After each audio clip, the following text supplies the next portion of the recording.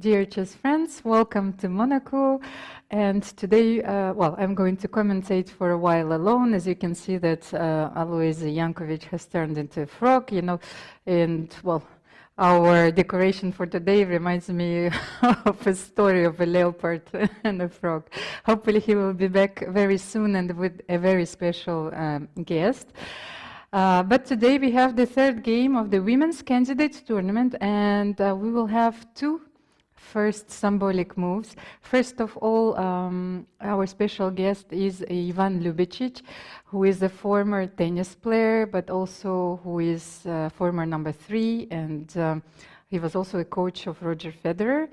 And on your screen, you have Pascal Camet, who is the operating director of the Société de Banque de Mer, so the number 2. And I have an interesting fact. I think in his youth, he was also participating in the Olympic Games for Monaco, and it was in bobsleigh. So it's, he has a very interesting life story. E4 is on the board. Anna Muzychuk is having white pieces today against Lei Tingi. They drew the first 2 games. We will see the format with you a little bit later. And now Ivan Ljubicic is on your screen. Actually, he is a very, very strong, freakishly strong chess player, so he knows what is he doing. I've played a few moves with him, against him, just before the round started. And he told me that generally he prefers d4, but I don't think that Anna will change her strategy in the match. She's an e4 player. She plays d4 occasionally. And well, in a few seconds, the round will start. We still have some time for official pictures. And well, I wanted to remind you, of course, that this is such a unique event in a very prestigious setting. The tournament takes place in the Hotel Hermitage. So we have a handshake, and let's have a look at the first move of this game. So it's no different than the symbolic first move. E4 has been played on the board. And now the question is, so we were betting E5 or C5. Hopefully Ivan will be back, Ivan and Alojzije will be back here soon. So we had a few bets going on, and it is C5, the Sicilian opening once again. Anna goes for knight f3. So is it going to be a repetition of their first game in the match, because Lei Tingi plays a wide range of openings, and I think that she goes for e6. Okay, so it will be the same setup, but this time Anna is very determined, and that's what Alojzije Janković was telling me at the end of the second round, that she needs to go for the open Sicilian It's no time to hesitate. She needs to be aggressive, and if she wants to win this match, she needs to force things in the openings, at least a little bit. Let's have a look at the tournament format first of all, because if you join our broadcast only now, let's have a look at how this tournament is played this year. So this year, it's a very important change. This tournament is played in a knockout format. This means that the candidates, there are 8 players, they will play quarterfinals and semifinal matches. They're divided in 2 groups, and the winners of these 2 groups will play a final. So right now you have a 4-game matches, and the final is going to be a 6-game match. The time control is 90 minutes for the 40 moves, followed by 30 minutes for the rest of the game, with an increment of 30 seconds per move starting from the first move. And this is a universal time control, which we normally use in individual tournaments and in team competitions as well. As you can see, they're playing for quite a prize fund. You have 250,000 euros for the whole event. I think the groups are split like this, 70,000 euros per group, and then you have 110,000 euros for the final match. And the Pool B will start a little bit earlier this match in Khiva, Uzbekistan. And let's have a look at the tournament 3. You will see who is playing in this tournament.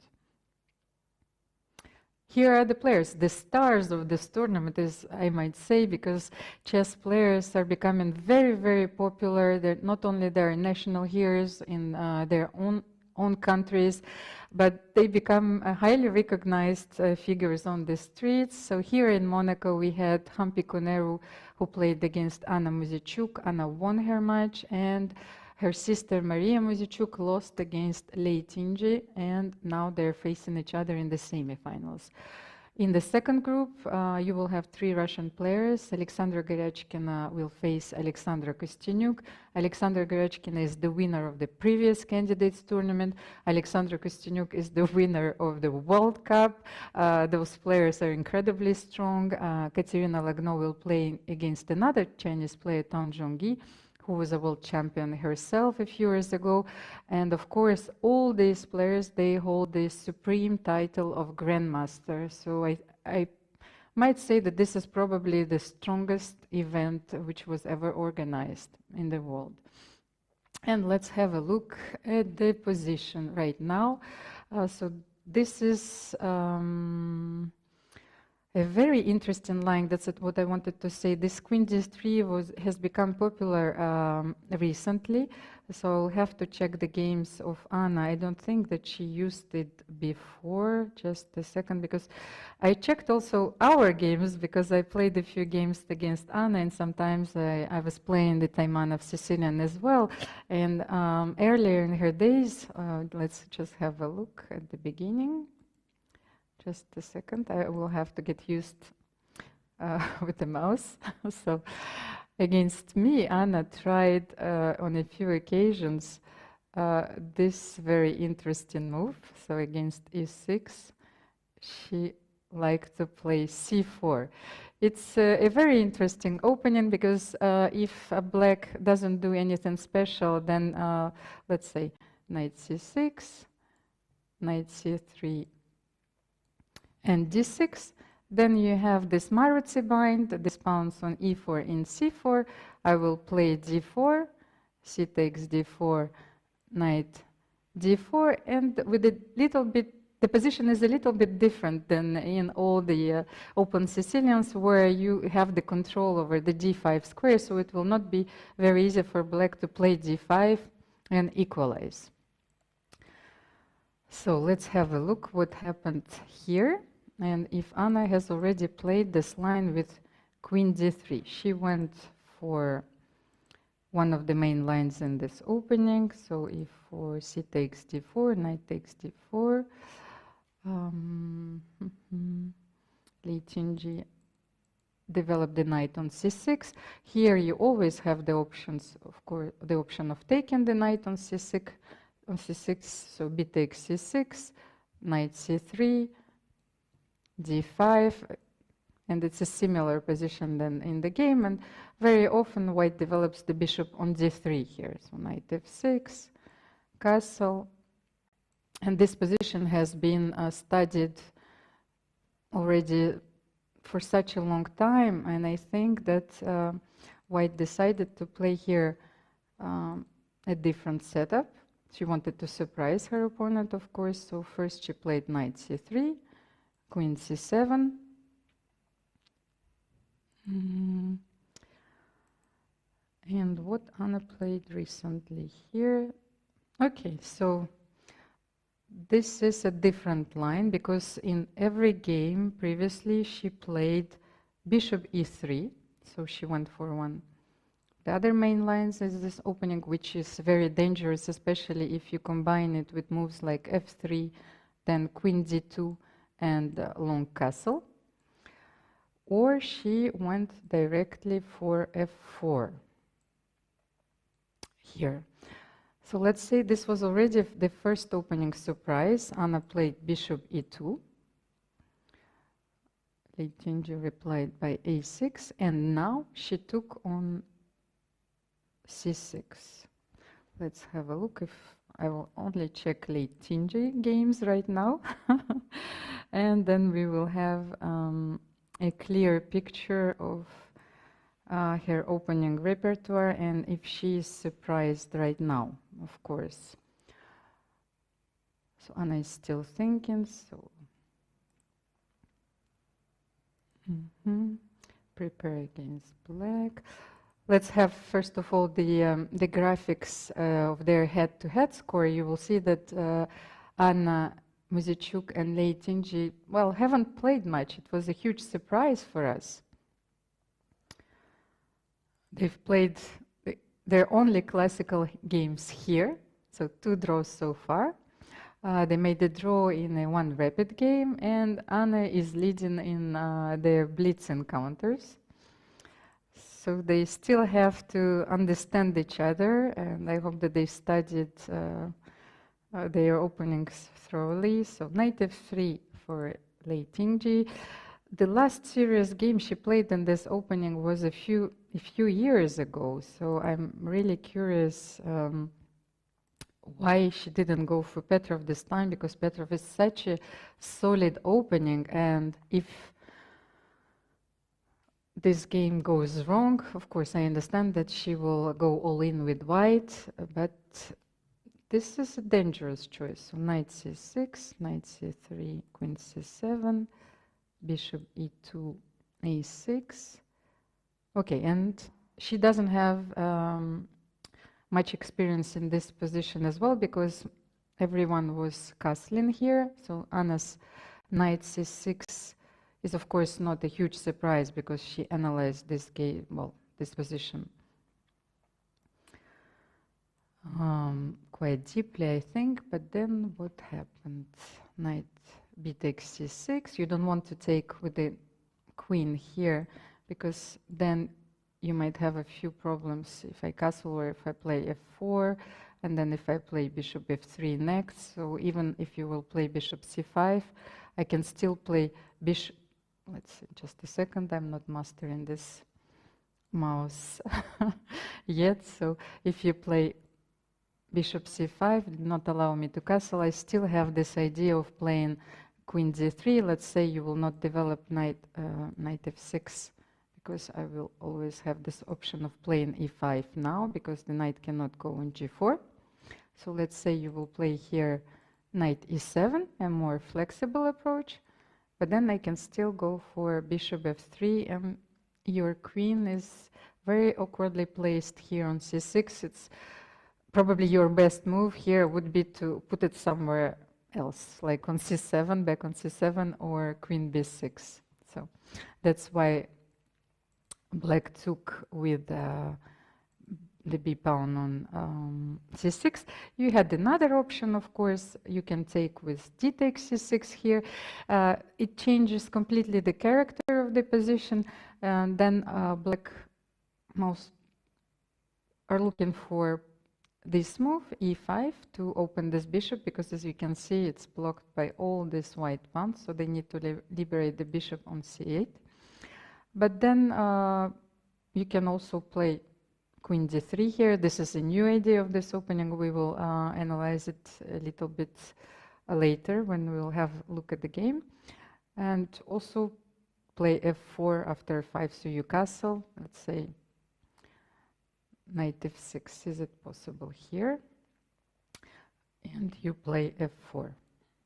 Actually like this position for white. Maybe it's nothing special, but you have a steady advantage, and you can always develop your bishop on ef3, bishop e3, exchange the bishops, and this position is actually very easy for white to play. That's why Lei takes on c6 with the pawn b, so b takes c6. This position is very complex because you have such a powerful center. Your next move will be d5, of course, and you are trying to adapt yourself to white's play. So Anna uses one of the new moves here. She goes queen d3, and I wanted to check the theory, the latest theory in these games, because it's always very interesting to know what went on the top level. Okay, and of course, as usual, you have Alireza Firuza, who plays very sharp openings, who tried this line. So after queen d3, knight f6, because Lei Tingi played d5 immediately, knight f6. The idea of this opening is very subtle. So you play queen d3, and you want to exchange queens.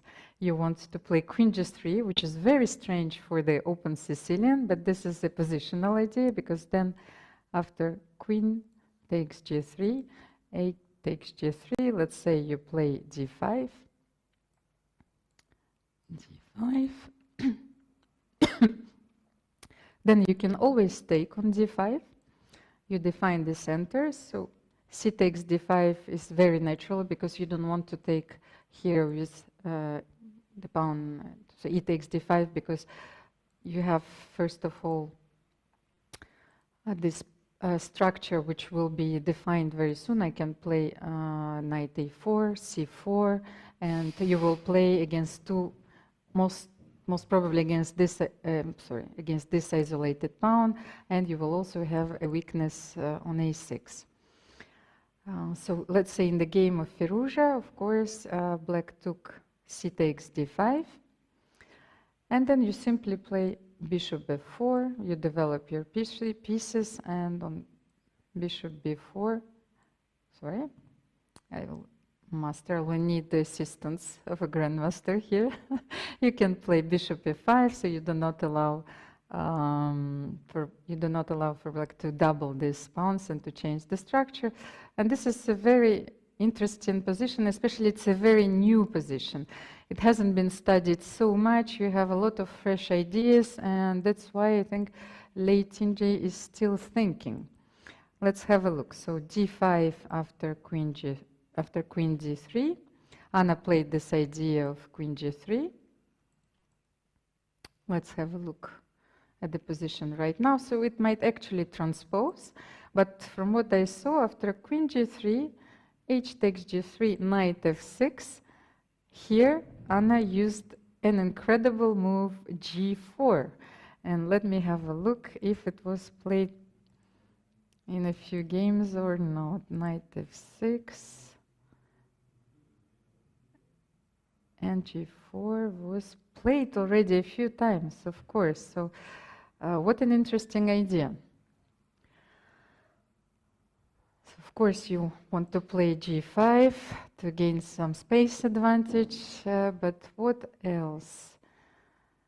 You can play, first of all, black should develop a few pieces here. So even if you win a pawn here, I don't think that this is a very good idea, because you will simply take, then look at your islands. So you can simply develop here, I think, by playing bishop b3.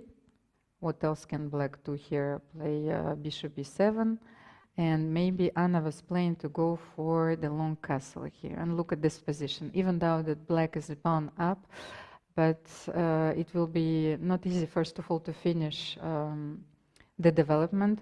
And also, these pawns are so weak, so I will be able to capture them, well, in a few moves.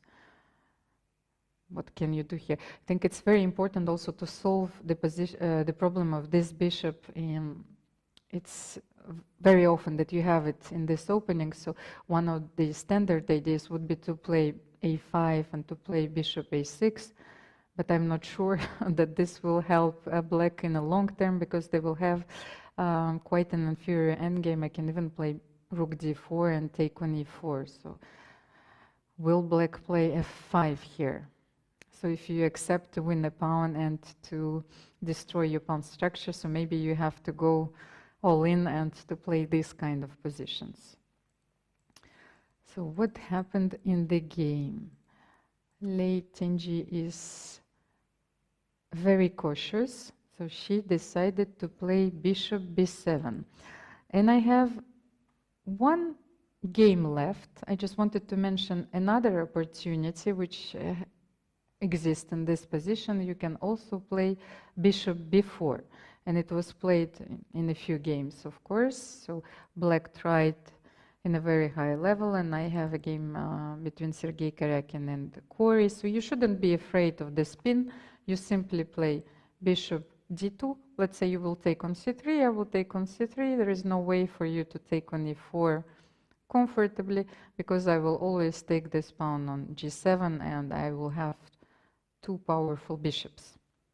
I actually like this position very much. The g4 pawn is protected, it's very important. So after rook g8, I will simply retreat my bishop, or maybe I can even take on h7. Let's see, can I take on h7? For the moment, everything is protected. I have to continue the line with knight g5, and you have this very nice move, rook h8. So you are forced to exchange the rooks. So this line is quite simple. You shouldn't be afraid of ghosts. And after bishop b4, bishop d2, black tried d4 and closed the center. It's a very interesting try, of course, because they want to exchange the dark square bishops and to play a different structure. So what can we have? Do we have e5 here, or knight b1? I think here is the matter of taste. You can always play knight b1. So if you take bishop d2, the knight comes to d2, and you have this very beautiful square on c4 for your knight. You will need to protect the e4 pawn, of course, but strategically this is a very nice position for white. And I think that Lei was trying to avoid it. Okay, let's have a look at the other option. And the other option in this position was also after d4, simply to play e5. This is a very dangerous line. Let's have a look. So what happens if you take on c3, because you attack my bishop on d2? But I think that white's idea here is simply to take b takes c3, you attack the bishop, the knight on f6 is still hanging, and this is a total chaos. Let's have a look. I will take on f6, bishop f6, and okay, you still have this problem. I think white's opening strategy is based exactly on this factor, that after a few exchanges, and even if you're sacrificing a pawn, or even with the same number of pawns, but with a different structure, black will have to deal with this bishop on c8. And what was played in the game? Let's have a look. Bishop b7 and a4. So let me check if this is the end of the theoretical line, or it was already played, and then you will know everything about this opening, and then we will be able to make a small break, and finally I will be joined by my fellow commentator Alojzije Janković. Bishop b7 is a very natural move. You develop your bishop. Only one game was played and it was played between Maxim Matlakov and Vladimir Potkin. So after bishop b7, white played f3 here.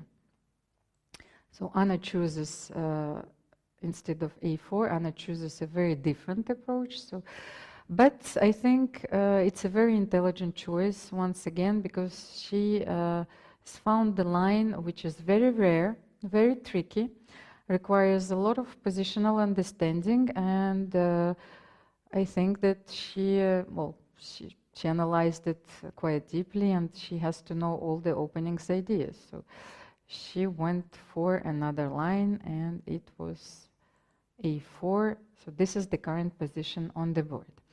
We will make like slight break, and in a few seconds everything will be back to normal.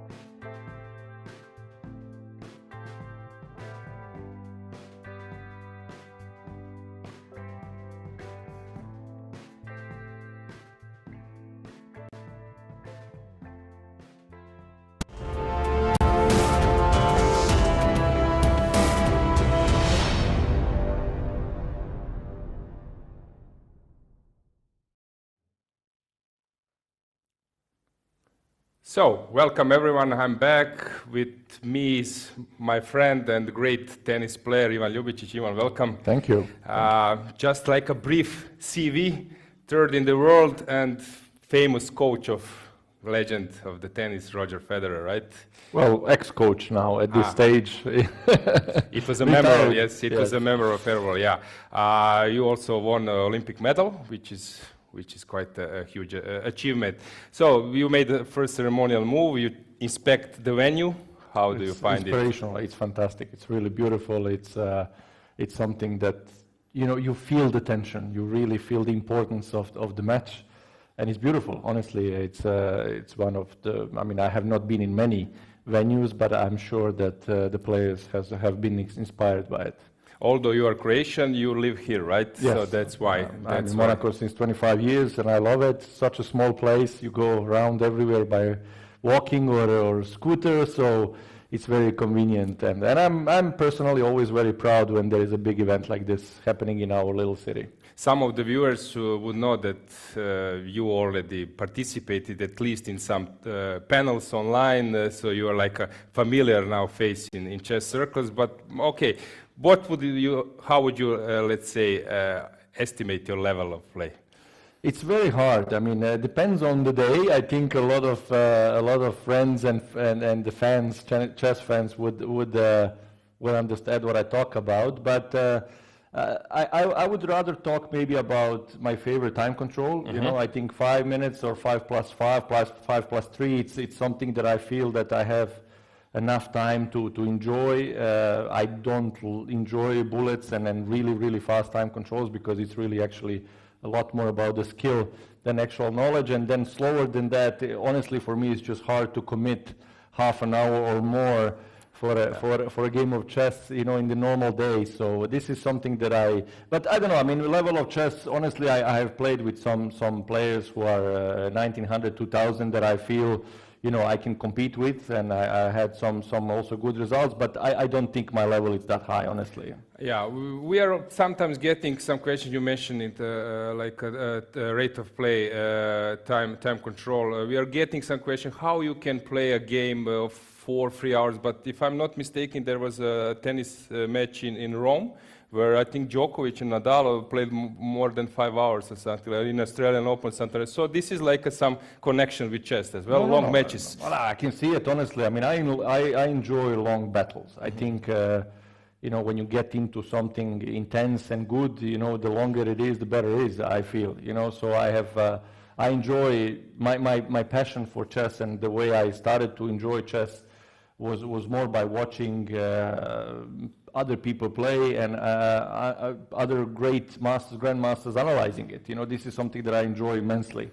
So this is, and like this, you know, I could stay for hours really looking at the great, you know, we have, of course, now great YouTube channels. We have a lot of ways to enjoy chess these days, not necessarily always playing, and we spoke about, you know, potentially getting lessons and trying to get better. But for me, my personal, how to say, I'm not ambitious in terms of level of chess that I have. I just enjoy being part of the community. I love following, and for me, you know, I know that in any way, whatever the level is, you're going to win some, you're going to lose some, so it's not so important. Before we start commenting a bit the game, let's do a test. How many top 10 players you can name?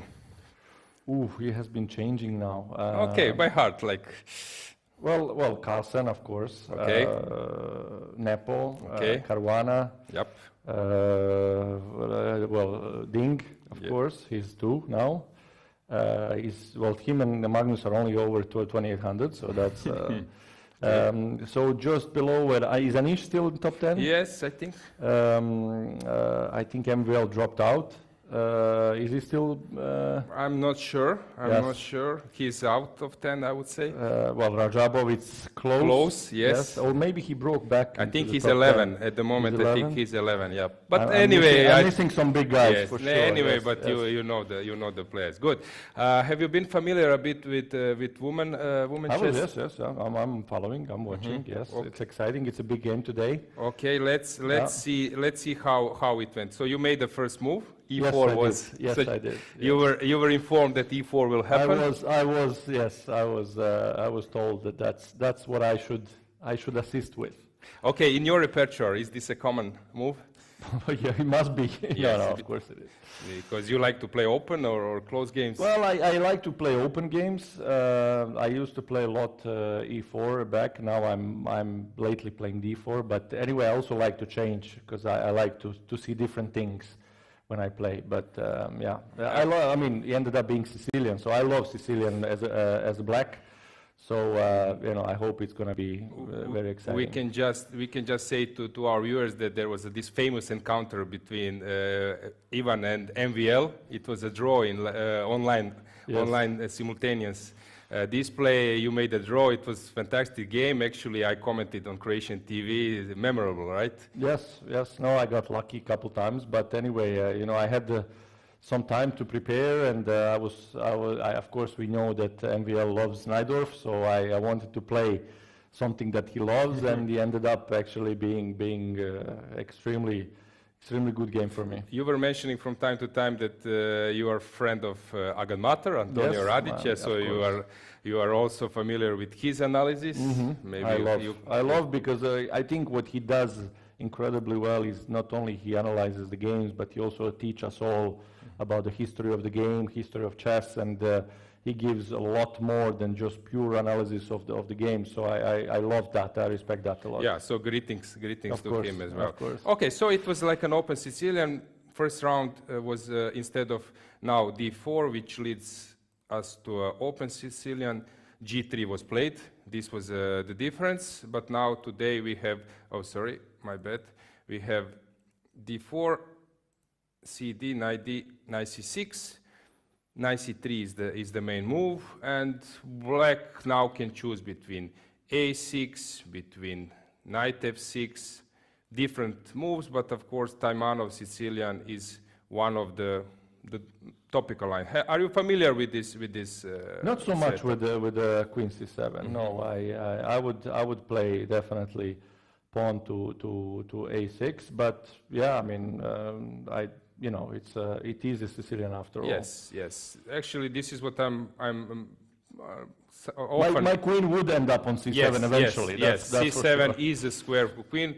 Why? Because later, if white starts to push, if we have like opposite castles, then white starts to roll his pawn. Sometimes this queen helps in the defense, and also over this diagonal, maybe sometimes it controls some squares. Also E5. So this is the typical square for a queen, and if knight starts to jump to E5, C4 also it supports this jump. So this is like a typical way how to play. So in this position, Queen C7 happened, Bishop E2.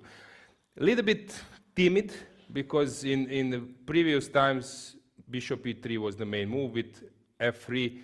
English attack. This was like a setup invented by English grandmasters. Basically, the idea of white is just to push F3 to cover the dark squares, to go to a long castle, and then starts rolling his pawn. And this is like a universal setup in different type of Sicilian. Actually, against MVL, it was like an English attack, right? Setup. Yes. Yeah. So. Also, it's possible instead of Bishop E3, it's possible to play some other lines, but okay, G3, many options. Here, Anna opted for Bishop E2, classical Scheveningen style move, but A6 followed, and now knight C6, changing the structure. Before, like Bishop E3, and then castles short, and F4. This was seen in matches of 2Ks, Kasparov and Karpov. Karpov would play this with white, and Kasparov with black would try to gain some activity. So this was a typical way how they played their matches. Here, knight C6 followed.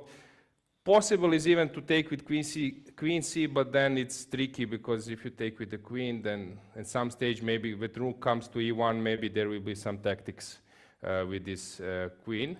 Bit takes C6, queen D3. Do you understand the point of this move? Is it this move like a natural or unnatural for you?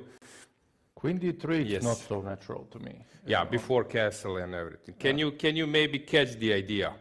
What do you think? What was the idea here? This is like a new idea, new treatment. Okay, I will explain. The idea is to go for to change the queens. Usually in Sicilian, I was taught when I was a kid that endgames favors black, but here the structure might be defined in different way, because this A6 pawn is like an isolated pawn, so might be a weakness. So white is heading for endgame. Let's discuss like a psychological point of view. So still, probably she doesn't want to risk too much. No, exactly. I mean, if you have again, I can talk about the sport psychology, more than maybe some moves. But if you are ready to attack, if you're ready to risk, if you're ready to go for something a bit more, you want as many pieces on the board, especially the queen. You want to have in order to create something, right? So yeah, maybe How is in tennis? Is it possible to play a game with low risk, or?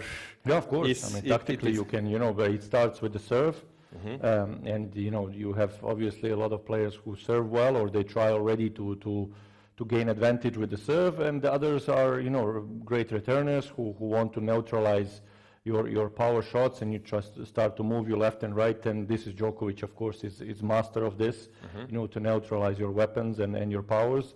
So there is a lot of similarities between chess and tennis, because there are I live tennis and I enjoy tennis strategically, and you can put a lot of combine these two quite well. So for me, this is basically, if we talk about the tennis terms, this is like, let's not try to break each other.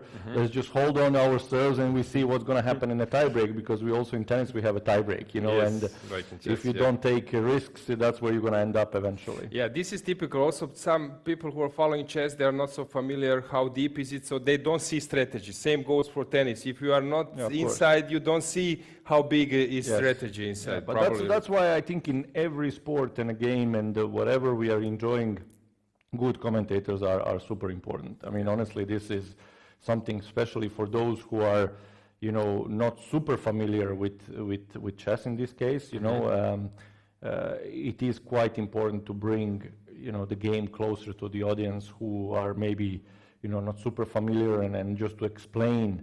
And this is what I said earlier. I enjoyed immensely when I had the opportunity that somebody explains me why this, why that, what's the idea behind this. Why is this good? Why is this bad? Well, then of course you cannot make predictions, because I hate predictions. You don't know where things will gonna end up.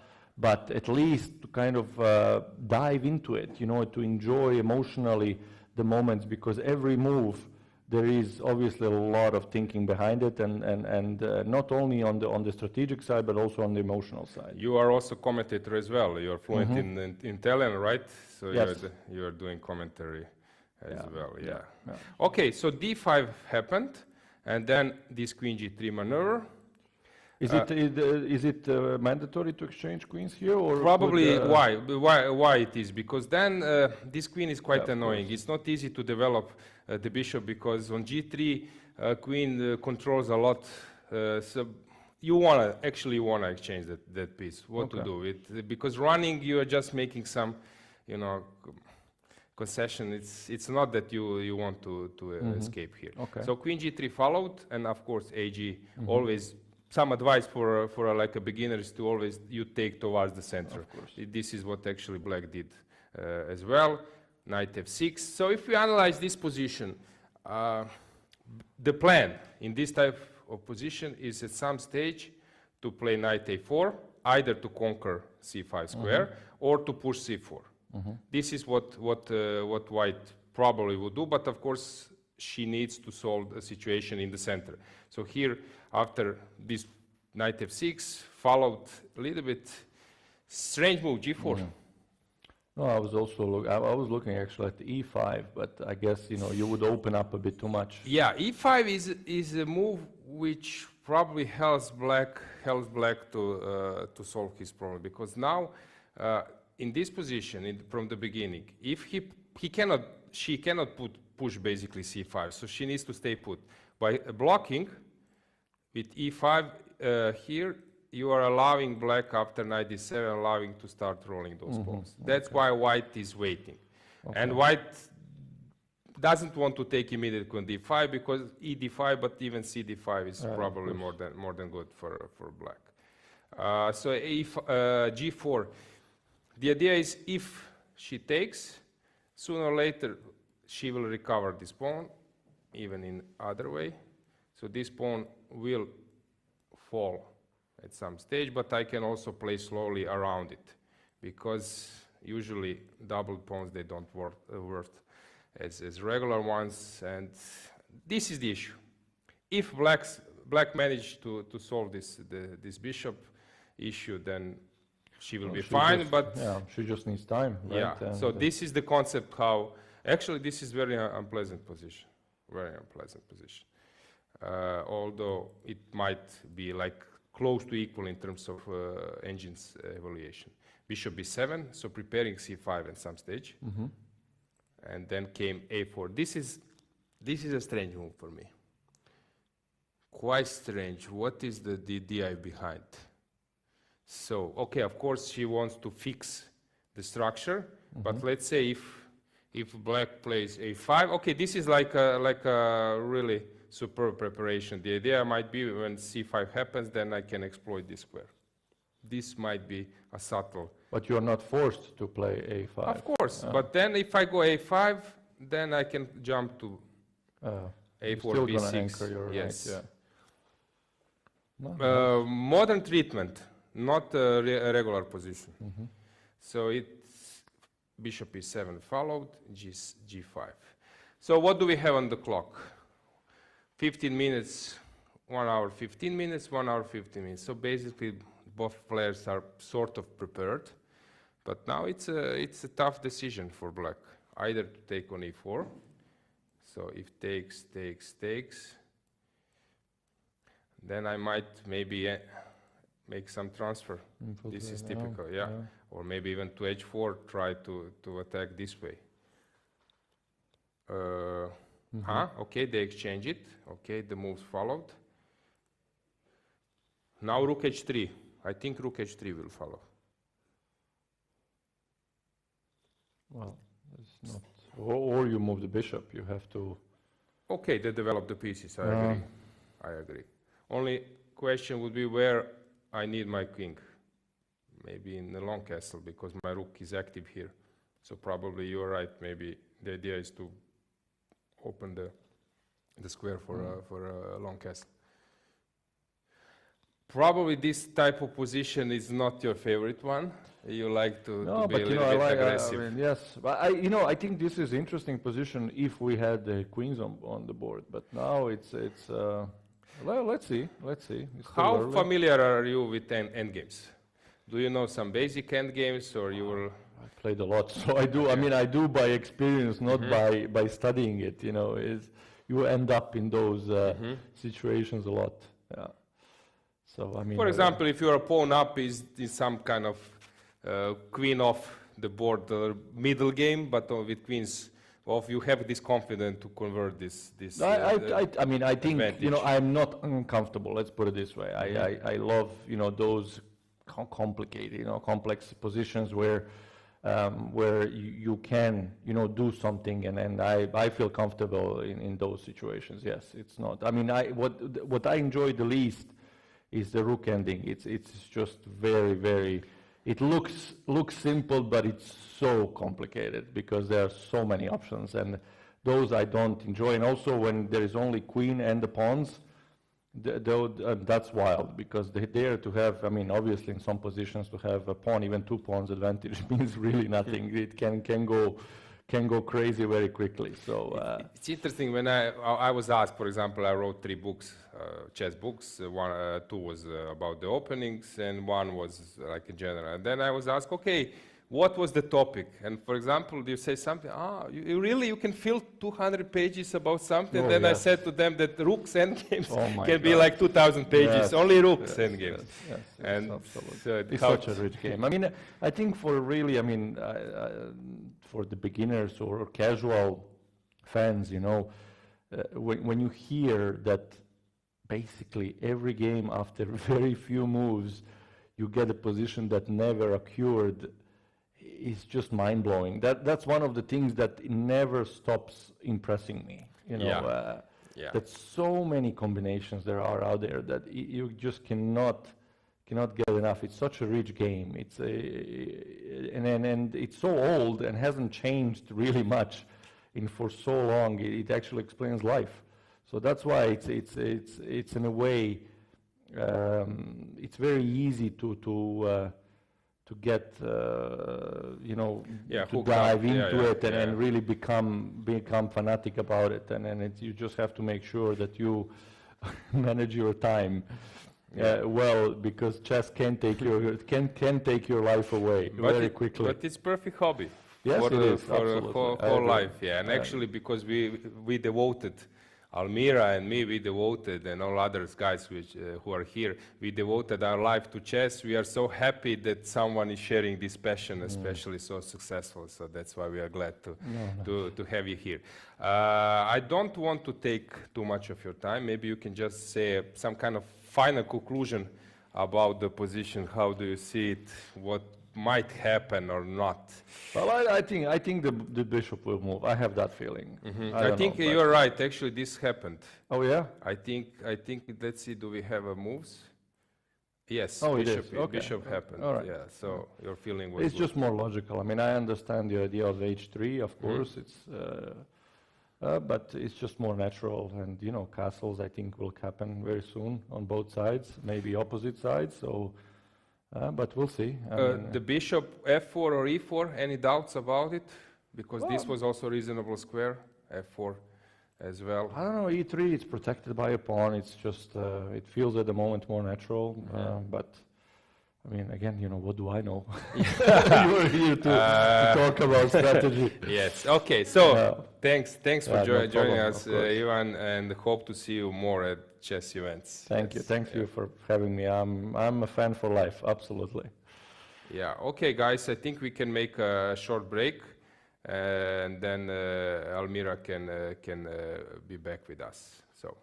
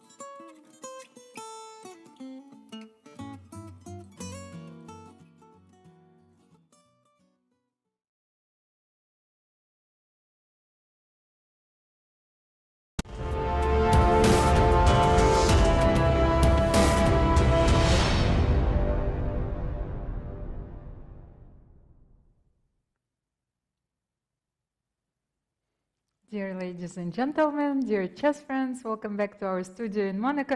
So finally things are back to normal. As usual, yeah. As usual. So I am joined by Grandmaster Alojzije Janković, because I was feeling so lonely. I was thinking, okay, chess commentary has its own specifics, and you need to have an opponent. It's like playing a chess game. I was sitting in front of a chessboard and I was alone. No, hopefully it didn't take too long, yeah. But, it was a very fresh position. I was trying to explain a little bit the history of this line, and I played it myself, of course, with black. Anna, in our games, because we played a few games, has chosen always a different variation. So this is the latest trend, of course. And it's not very easy even for us, to grasp all the ideas in these openings, because as you rightfully pointed out when you were analyzing with Ivan Ljubicic, that queen g3 seems a little bit artificial, especially in the open Sicilian. Yes, but this happened, if we go back, this starts to happen in this line. So queen c7, people were mainly playing bishop e3 and stuff, and suddenly they lost some ideas, and in the end, the line with queen f3 start to happen with queen g3. So then people spotted that this queen g3 might be unpleasant for black, but before it was like without a venom. Somehow in the end game, we should be perfectly normal for black. Black is experiencing slight problems. And so probably they said, okay, we can do this maybe in other lines as well. So when you start just to open like a new horizons, yes, then you see that maybe you can use this maneuver somewhere else as well. So I found out that a4, of course, was a new move, but I'm pretty sure that they were digging in the correspondence databases, and I think that this move,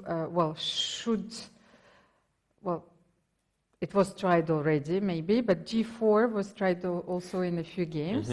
I found a few games, so g4, black tried in a few of those bishop b4 or bishop b7, which seemed for me is a very natural move, because you're stuck with this bishop in this opening. That's why it's main strategic idea. G4, you were mentioning bishop b4, right? Yes, but okay, simply bishop d2 here was played. I showed it already a little bit, and you are not afraid of ghosts here.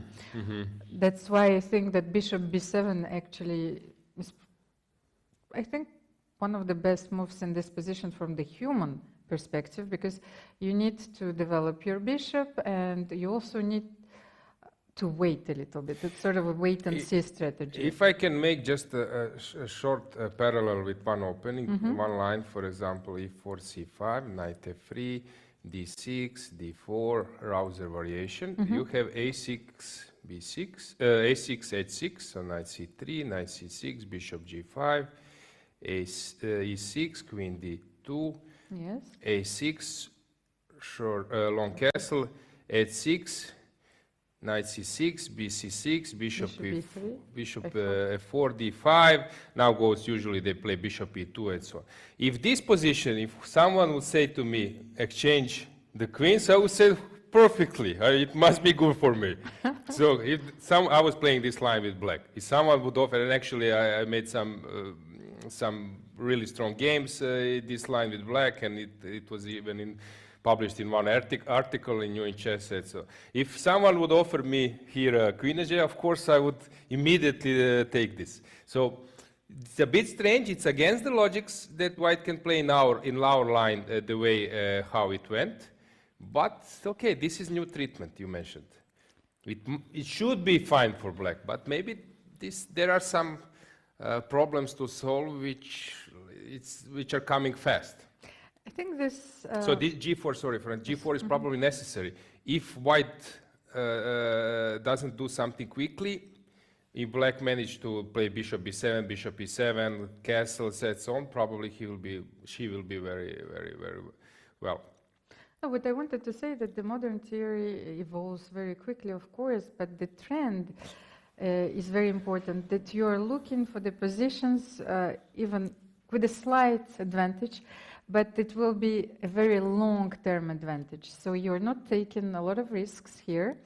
you're playing against this bishop on c8, and don't forget that this is a match, of course. So she wants to squeeze her opponent, just so the late Inji will lose patience with black. She doesn't like passive positions. Yes, but first round she held it very convincingly. We were questioning ourselves what will be the strategy of today's game of Anna. Will she go all in? But in the end, actually, you don't want to push too hard, right? Because if you lose this one, then the last round you are with black. It's not easy to achieve anything with black these days. So I was really curious to see which strategy she will move today. But maybe this is again not her style. Those slight better endgames, huh? Anna's style. I don't know. Hard to say. Yeah, because Anna is very dynamic player, right? But first of all, look at this position after g4, bishop b7, a4. This is a strange move for me. But this is so new, you know, even for elite grandmasters, this position.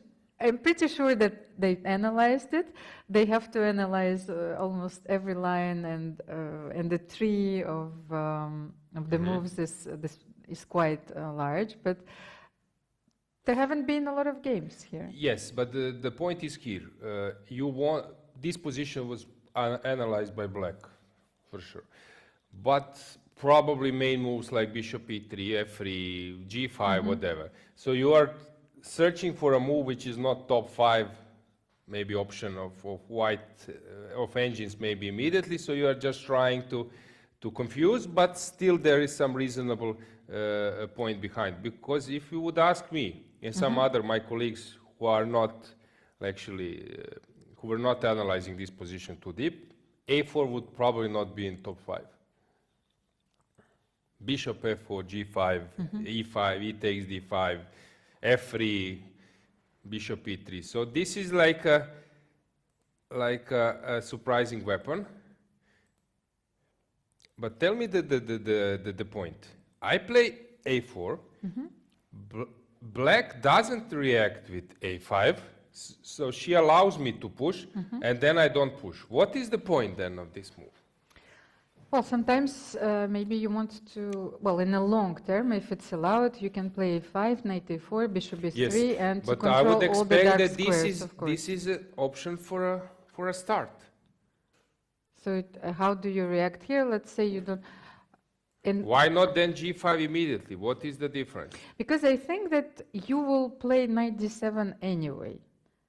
You see, if I don't want to take on e4, because I think that in the game, because I said that Lei will not go for the structure, she actually went for the structure. But if you don't want to take on e4, I think knight d7 is a very nice move in this position in order to control all those squares. Okay, it might be some deep plan that if I at some stage push something and throw your knight to d7 and you come to b6, that a5 is useful. I don't know, is this like a some concept which might happen in some line later, that it's useful for me as a white to be able to kick the knight which jumps from d7 to b6. So this might be like a concept. Okay, let's say, just to understand this position a little bit better, let's try the move which was actually played in one of the games. White went for f3 here. Okay, this is the move I mentioned would probably be an option from some player. Let's say you play bishop b7, okay. A very natural move. Yes. And I will play bishop d2. Okay. Please tell me, how are you going to continue here? Are you going to castle? Then, you know, g5 is coming, you know, with the tempo. Rooks. Yes. Doubling the rooks. Maybe this will illustrate some hidden ideas in this opening. Okay, let's say that I go knight d7. Okay, so now you see the knight is moving to d7 anyway. Okay, let's try g5 here. And how do you continue in this position? That's a good question. You see, you will run out of useful moves, and you will have to do something concrete. So are you pushing c5? Are you pushing a5? Are you castling? Are you playing f6, e5? You have so many options. Yeah, I get your point. Yeah.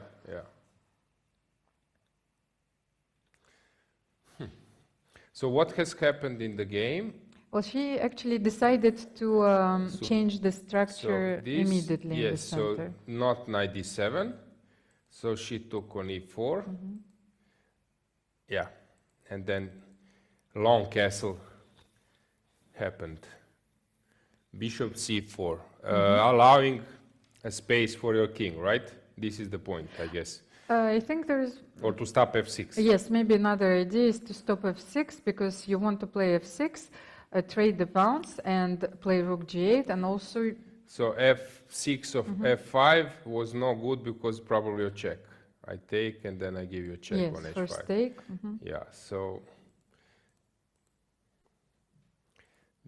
this. That's why late in G comes castled, of course. So. But you want to play f6, so here you cannot. Can you play something else? h6 you take and you give up a pawn, of course. Okay, I can sacrifice h pawn, but this is tricky. c5 if I play. Okay, let's try c5. c5. Let's say that I play c5, which is like a sort of normal. And then you said king e2. Maybe it's not necessary, but let's do it immediately. And I will double the rooks over h5. Yeah. Ah, okay, now that we have this position on the board, especially after king g2, you know, sometimes it dawns on you, even during the game. You're thinking, okay, my position is quite all right. And then after a few moves, you have this unpleasant feeling. Okay, now the squeezing starts. So if you manage to double the rooks on the h file, it will be very unpleasant. Yeah, now bishop d5 would be the move I want to make, but a6 is hanging. And I will never manage to hold that one because of some b4 stuff. When my king comes to a7, I'm pinned by the x-rayed by the bishop, and then b4 will come. So I will never be able to cover this one, and a5 is not the move you want to make.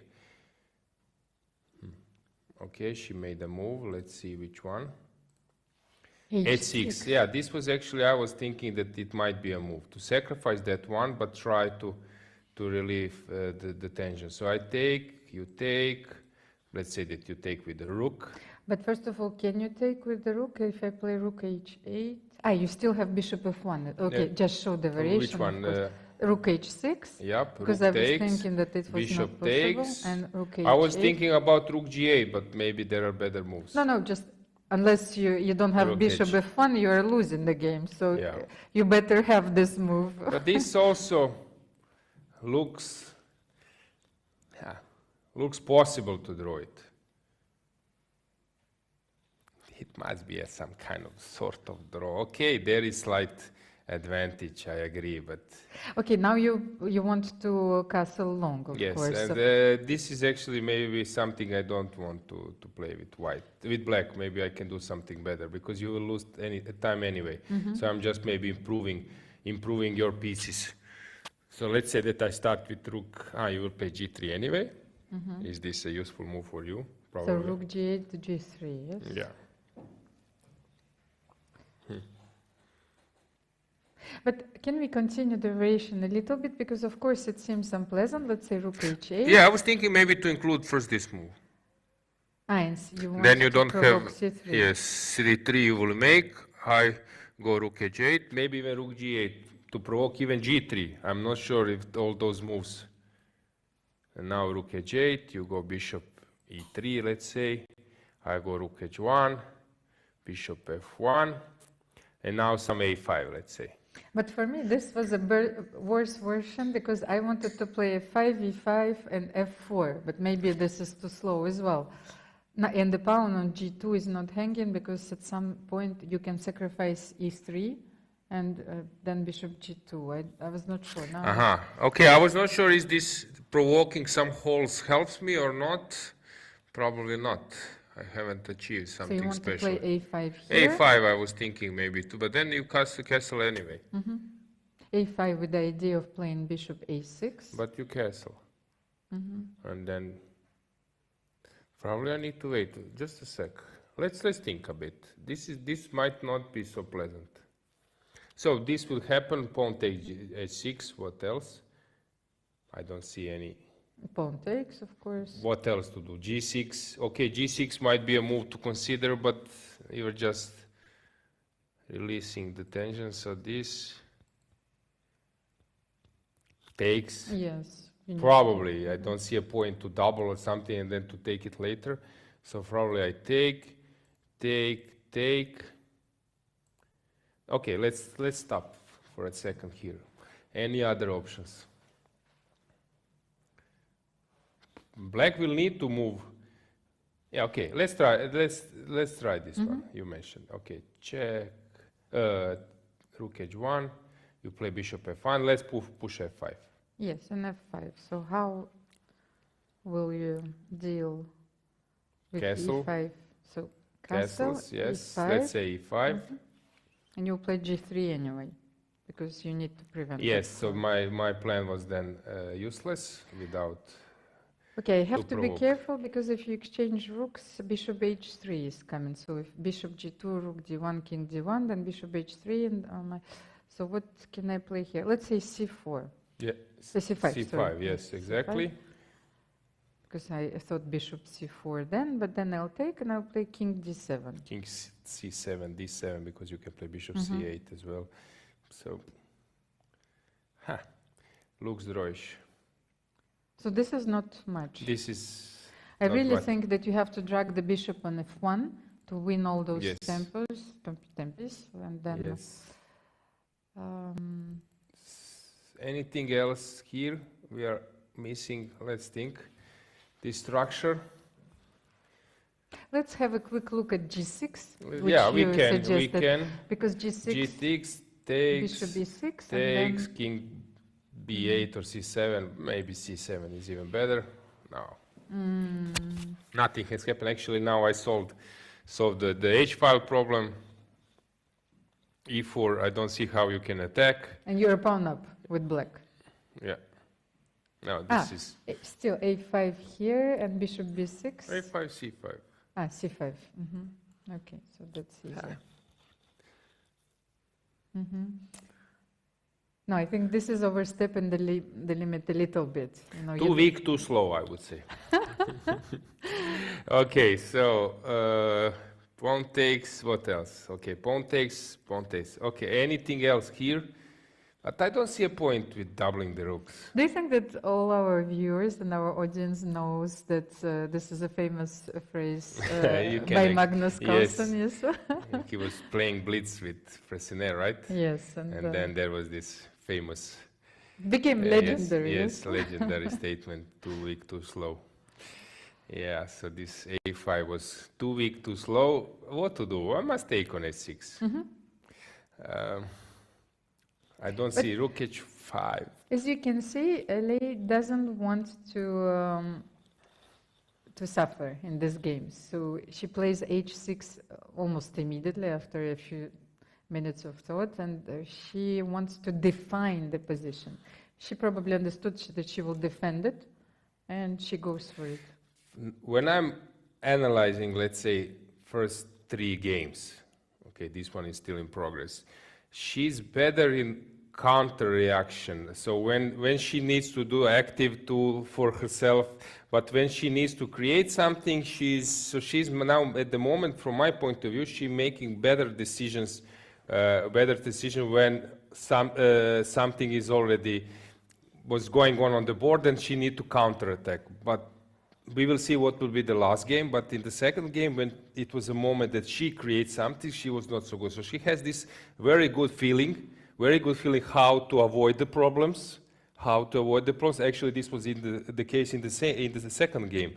She realized it was a point to go for a draw.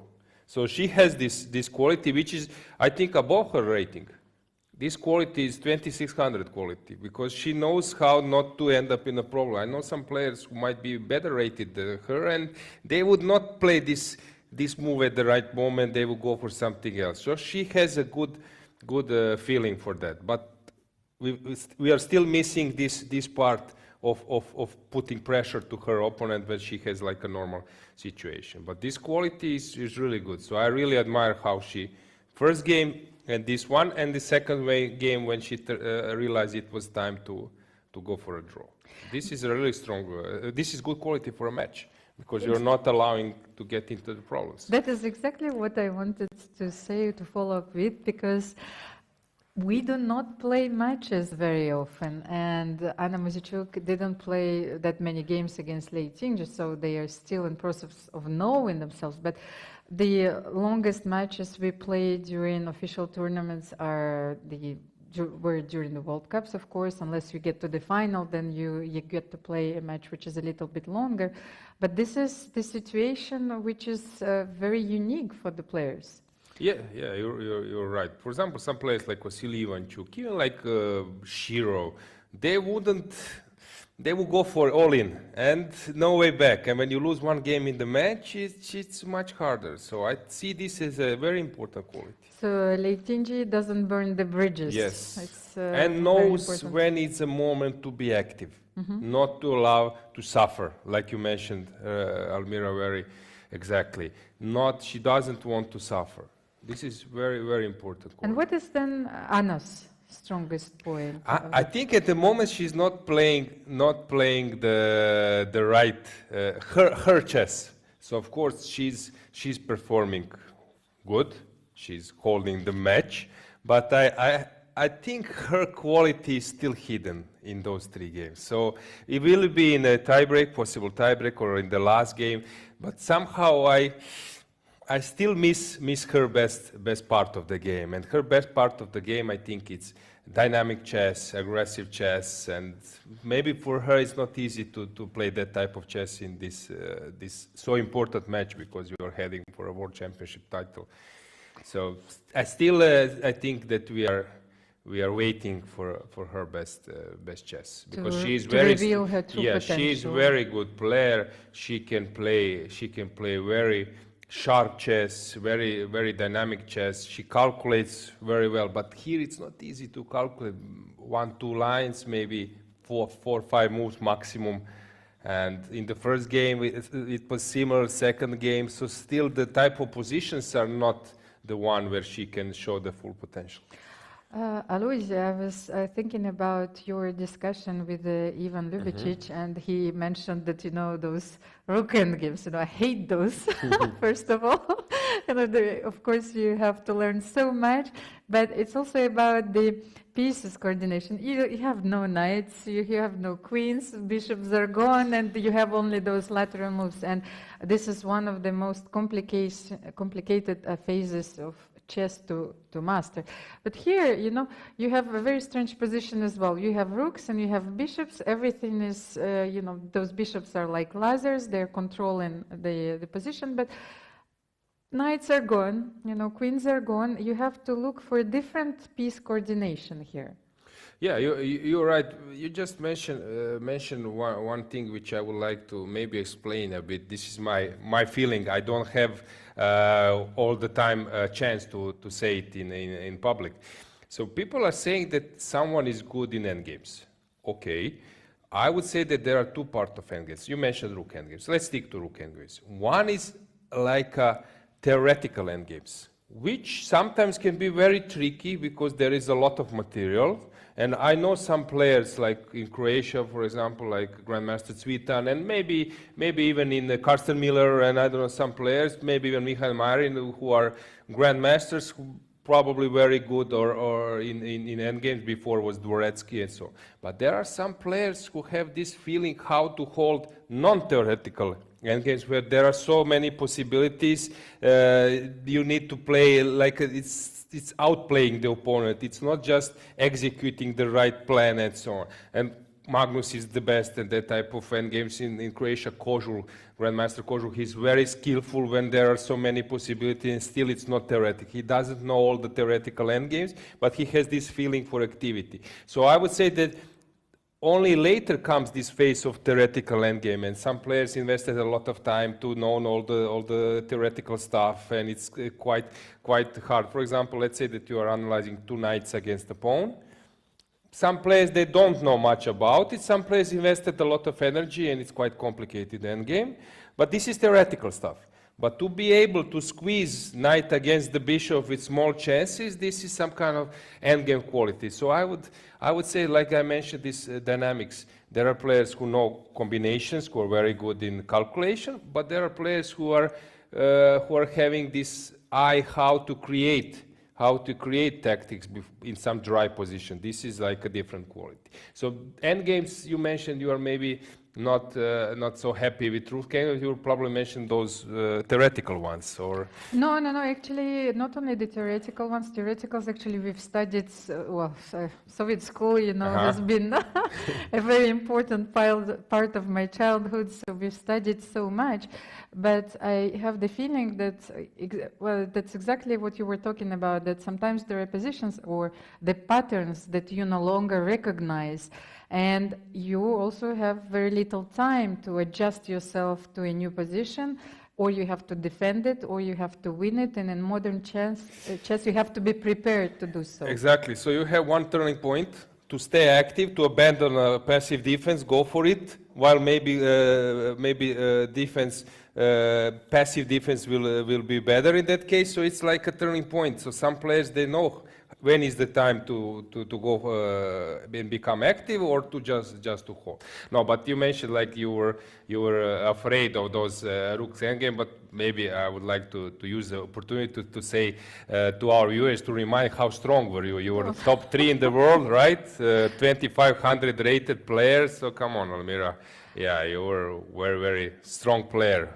Well, you still are. Was yeah. Another life. No, but I think also this method to choose passive defense or active defense, of course, it has to suit your style, but I think it was one of the most mind-blowing lectures by Mark Dvoretsky, and when we had training sessions with the French players that I ever had, we analyzed a lot of endgames from this perspective, where he said that, okay, but Almira, you have to understand exactly in which position you have to go for the active defense.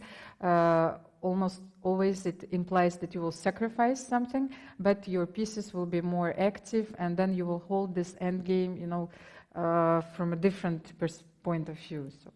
You're right, yeah. I forgot one player who is also very, very good in Rook's endgame. It's Aronian.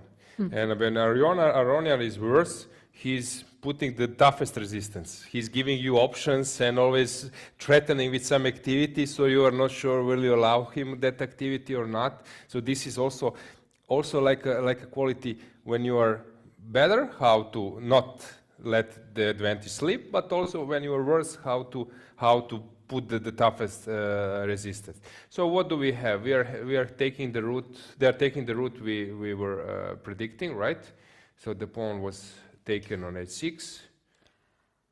Anna is still hesitating.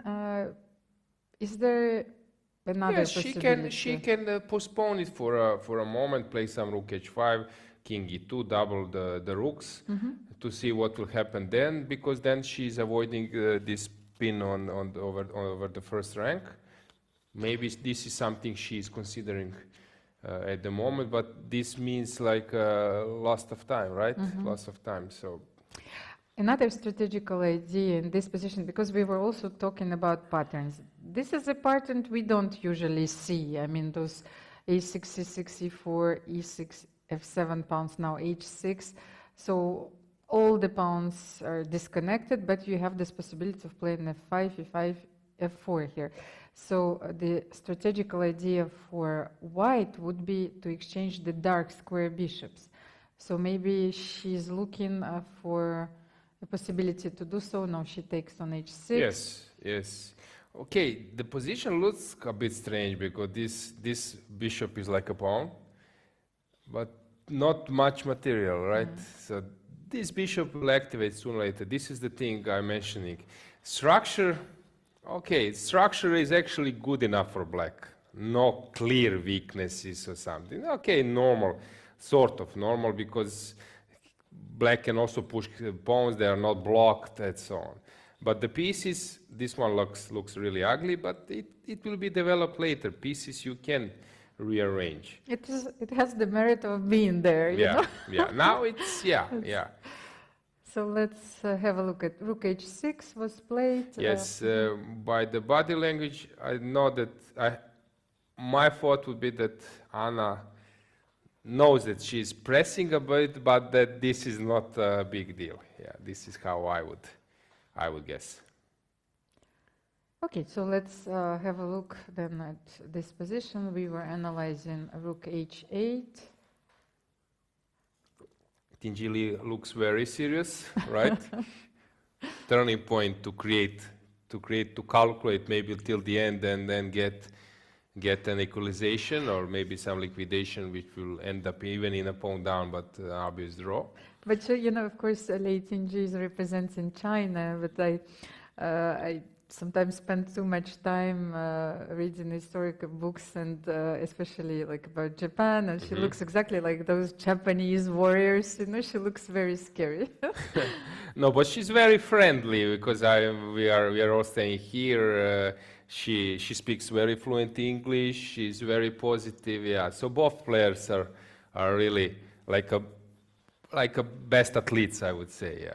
Yes, and they are really behavior during the game, before the game, nothing hard for them because we have this ceremonial first move. They're always smiling and everything. So I really admire their behavior. Yeah, this is a real sportsmanship. And I was really surprised because yesterday we had a free day and we had a small photo session with the new polos, and Lei Tinji and Anna Muzichuk were present, and they were having a very lively conversation. You know, it's almost like they were not in the middle of one of the most important matches in their lives. Yes.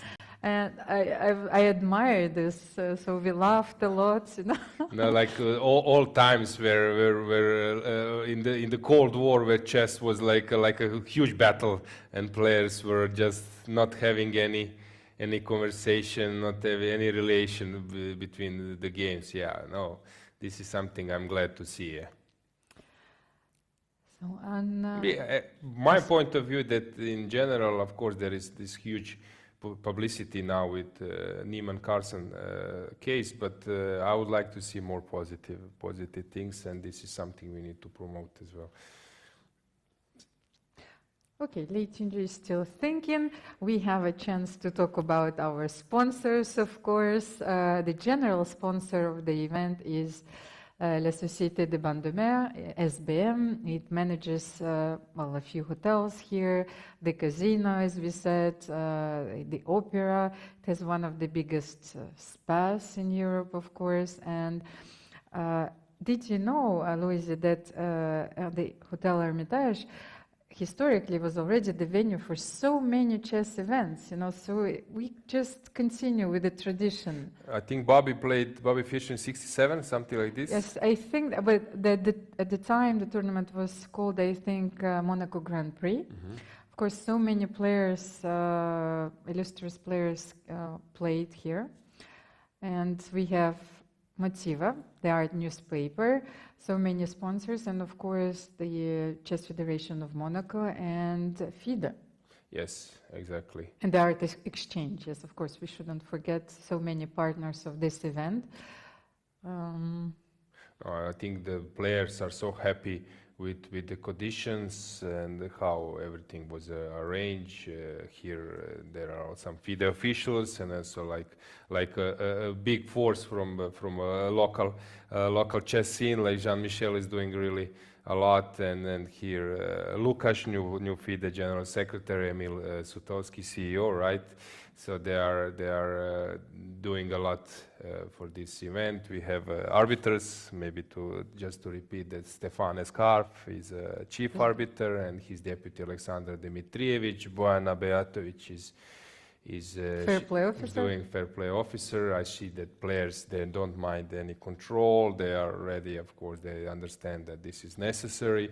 Conditions are great. They have those restrooms where they can enjoy coffee or drinks and everything. So the conditions are really, really good. Also, Andrea is doing PR. So like having a rock star concert, you know, you have your loge, you know, so everything is prepared. Only then it's a religious silence, you know. Yes, and I see that not celebrities, but like VIP persons who are coming here for a ceremonial first move, that they really appreciate the conditions, and they see this as an important event, which it is, For sure. Even mentioned that he felt the pressure in the playing hall, you know, so they love the atmosphere. I think maybe he doesn't play now, but he dived in, you know, in a tournament atmosphere. Listen, Ivan is a great star. He was number 3 in the world when you are coach of Roger Federer, former Milos Raonic, also top 10 player. Of course, your experience, all those high-class events, Wimbledon, Roland Garros, all Grand Slams, and actually this farewell of Roger was special. So if he says that the conditions are really inspiring, we should, of course, respect this, because this is something we all can be happy Do about. you know, because then you told also that Ivan was playing a game against MVL. I was so shocked because first of all, he is familiar with so many top players. He knows everything. Probably he studied the games. But do you know that MVL's idol is Roger Federer? Ah, I didn't know this. He had, I don't know if he still has a lot of posters in his room. Not only he found Roger inspiring as a player, but very elegant as a person. So I think this inspires even more. Yeah, there was a big discussion of Twitter. We are sometimes joking that there are some tennis chess tournaments, tennis chess championship, and then Fressinet was saying that during some broadcast that for sure was Sébastien Mazet, French captain of the French team, fellow grandmaster. He's actually, I think, the same age as I. He is the best in tennis. And then I was joking that those statements without evidence, we should be aware of that. Everyone was saying that I'm talking about Neiman Carlsen case, but I was talking about tennis. So we are now joking that not joking, but that we will stage some grandmaster tennis event. Because Eduardo Iturrizaga was representing Venezuela before, now he plays for Spain, that he also likes to play tennis. Kamil Smith's son, Kamil is coach of Duda.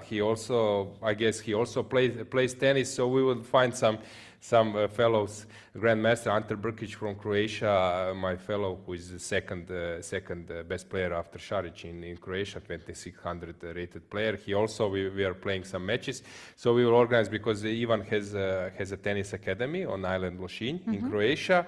So maybe next year we will stage some event chess, not chess, because chess we know how to play, but now it's interesting how to play tennis. So we will play. There is, like I said, a huge discussion on Twitter about that. Okay, I like social media. But you know that there is actually for a few years already, there is a chess tennis tournament which is organized in Baden-Baden, and almost like maybe the last event was won by Laurent Fressinet, who beat Sébastien Mazet in the finals. You also have Pavel Tregubov. Yes, and Alexandra Kostyanyuk, she was also playing. So this would be a very interesting event. So you have to challenge them. Yes. No, and then was joking. Sebastian was joking that his backhand was 2550 and forehand 2100. And I was joking, okay, I expect then serve and volley is 1600. And then he said, not like Ivan's 28. So, okay, tennis, because you know, before, Spassky was playing. Spassky was coming to tournaments with a racket. And sometimes when he was not so focused, there was this famous Bugojno tournament in former Yugoslavia and Bosnia. He would play in 82, if I'm not mistaken. He would play that tournament, sometimes he would be eager to fight, but sometimes he would be like in some kind of peaceful state, and then he would make a draw and go for a tennis. Karpov was taking some lessons. I saw some video. It was not so appealing. And Ivan said that, but then on Twitter I shared the video of Spassky, and then Ivan made a comment that the preparation for backhand was very good of Spassky and so on. So, you know, Fabiano Caruana plays tennis also very well, and it's part of his physical preparation for his tournament, and even I think it was already part of his preparation for the match against Magnus Carlsen. So I think Magnus is playing as well, but during Chennai Olympiad I was a captain of Team Europe in football, and then all some like the players I mentioned, Mazet played, Brkic played, Maurizi. He's very good. Two Norway sisters. They play fantastic football. Okay. Yes, and they played for our team. There were some others as well. So it was like an interesting experience. Who won? Africa won. Okay. Africa won, but I think there was like a mix of team because they tournament. couldn't organize the whole team. There was FIDE, Europe, India, Africa, Asia, and I think they connect Africa with Asia, if I'm not mistaken. But it was very interesting. We played on this big stadium in this Tamil Nadu province in Chennai, and it was really fantastic. So you had this feeling. Yes, you know, you're going to locker room. They are waiting your locker room. In the locker, you have some options like to drink Coca-Cola and so on. So you are having towels and everything like you are professional. Yeah, so it was funny experience. I got this like a captain. Yeah. So how many spectators? 50,000, 80,000? I think that stadium actually can hold like 40, 50,000. So it was funny. Just why am I saying this? This is like for chess players. We always like to see what they do besides. Like we like to see that Ivan is playing chess. We like to see what those famous athletes do besides their sport. So when they see that someone is playing basketball, someone is playing, it's always nice to see. And I know that there are regular activities during summer Olympia, not just Bermuda party and drinking. Yeah. So let's get back to the game. We still have the same. No, Rook J. She went for Rook J. So we analyzed. We analyzed Bishop E3. So I don't see anything else. Bishop can come to D2. What is or F4? What is the main difference? Maybe if we are taking into account that Black will play F5, E5, then the bishop is better on D2 and not on E3. That's one of the reasons. Might be an option, but then you're allowing Bishop C5 activity from Black. Hard to say. Yes, we were analyzing this exact position a few minutes before. What Bishop do you E3 suggest? she did, Bishop yeah. E3? What is interesting when you are playing Black, this type of position, you want to make a draw. You know that you're worse. You want to make a draw, but you don't see immediate liquidation. Somehow you are searching like a maniac, trying to find some complete draw, but there is no draw. And then at some point you realize no forced liquidation. Let's just play the move. But for the start, I think this is what Tinjili is doing now. She's trying to find like a forced sequence with the calculation. But if she doesn't see it, then she will just make some moves. Well, in this type of positions, you cannot calculate, of course, so you have to use your general knowledge, and especially you have to understand what is the position that you want to have. So do we want to play F5, E5, King D7, King E6? Do we want to play C5 and open the bishop? But then C5 pawn might be a target a little bit later in the game. For example, if I will exchange the rooks and bring my king closer, so your A6 pawn is also vulnerable, you have to think in those terms. So this is exactly the position that we had, and I suggested F5 here. What do you think? Yeah, this is logical Is this because you reasonable? have double pawns. You want to try to push them and exchange them, and actually this is your strength. Minority on this side, white is having majority, so on this side you're trying to push your majority. So this is no strange that black probably will do that. And of course, this is the general knowledge that chess professionals have.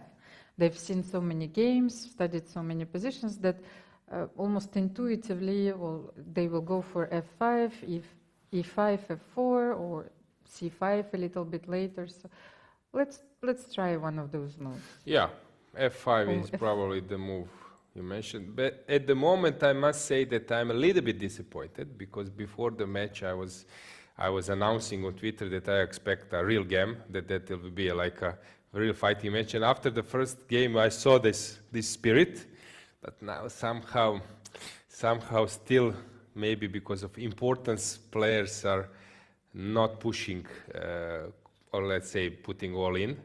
So Understandable. much is at stake, Okay, yes. understandable. So much is at stake. It's easy to say from the side what you should have do or what you should have done. F5, G3, yes. G3 or castle, we analyzed castle and Okay, then E5. yeah, same goes, E5, E5, G3. G3. And we are here, probably, yeah, what else? We are here. I think King C7 is a useful move. Let's say that white moves the bishop, or?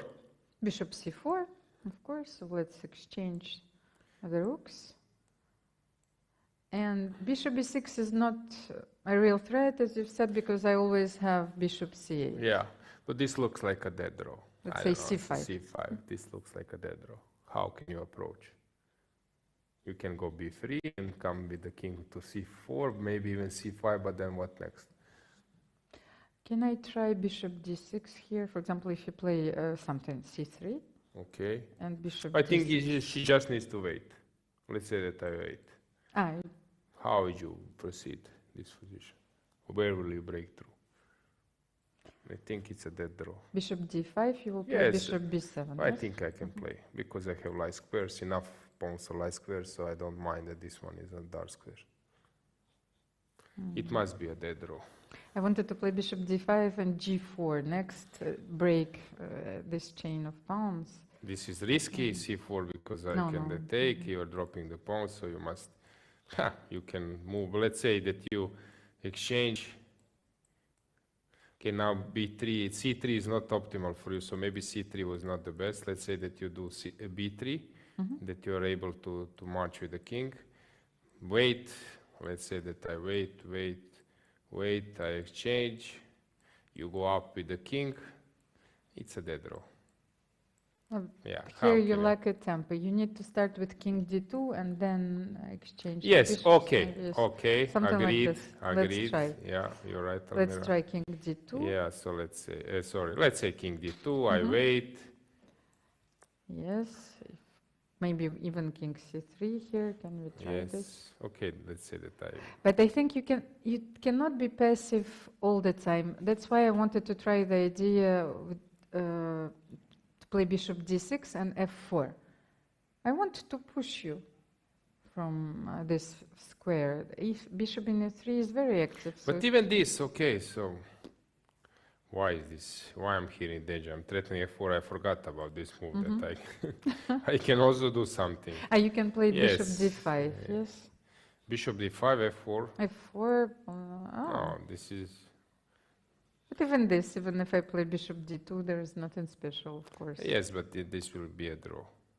I take, and then go out. I play E3. This is maybe risky. I play E3. Okay, so Now if you you need to go take, back. yes. You need to Bishop go B1. back. Yes, you need. But I exchange everything, and it should be a draw. Take F2. Take. Maybe E4 doesn't. I don't need to take now. Now I go out with the bishop. No logics that this can be better for a white. It's just dead draw. So what happened in the game? I think we have a move. Bishop D6. Interesting. She doesn't want. No, she just want to. Yeah, but she doesn't want to play F5. She just wants to place the king on C7. There is no way for white to avoid the trade of rooks, first of all.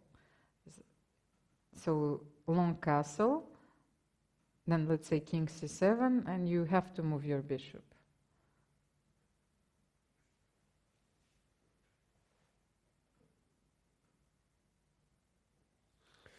Yeah. Yes, so I think that this is the moment where we can take a short break, because the position is actually a bit dry. Yeah, we need more moves. Yes, we need more moves. It's moves. not easy to discuss here. We need some. We will wait. Yeah, more events. Yes. So stay tuned. We will be back in a few minutes, and well, I hope that more moves will be played on the board. Yeah.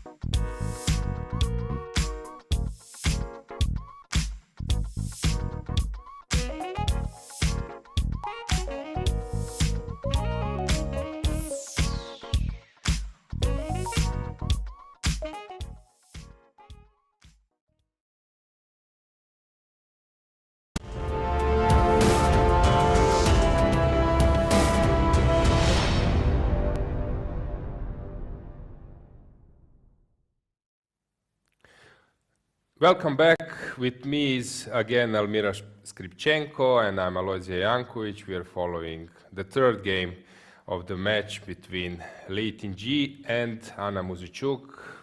White is slightly better, as you were probably aware, for most of the game, but still not much, right, Almira? Not much, but how many moves have been played since 22. we left? We left 2 moves. Two moves. Let's have a look yeah. at the. So This just is the after position on the bishop, board. actually not more than 1, if I'm not. Only c5 came, so this is like a tricky move. So the point is that she's ready to abandon the defense of the bishop for this exchange. Okay, after king d2, probably she thinks that here she can hold. There is a tactics, king c7, and when you take, I'm deflecting your bishop, which will be a dead draw. You take, and with the rooks off the board, maybe we could say for our maybe players or viewers who are not so deep in chess, that with opposite color bishops, when there are queens on the board, rooks on the board, pawn down or pawn up can mean something, but usually when there are only bishops, it's not enough. It's not enough to claim anything more than just optical advantage, right? Yes, and if you want to play for an advantage with the opposite color bishops, it's very important to keep the rooks on the board. Sometimes it is even decisive to have 1 rook or 2 rooks, and if you're in the 7th rank or if there are a few weak squares, you can win a game quite easily. Somehow I feel that this is not the right approach, really. I was rooting for, not because it was my plan, f5, e5, but I understand that she wants to open her b7 bishop. She has been playing with a very passive bishop for a while, but I don't know. I really I see some possibility. I see some possibility. Let's say that I start with g4. Let's say that you make f5. But then you will play g5 here, no? Yes, this is the move. But also I can take on d6. You take here, I go up, and then after king c7, I'm having this option. So after g4, f5 doesn't work. And when I come to g5, you might be tricky. So you see, intuitively, I was feeling that you have to play f5.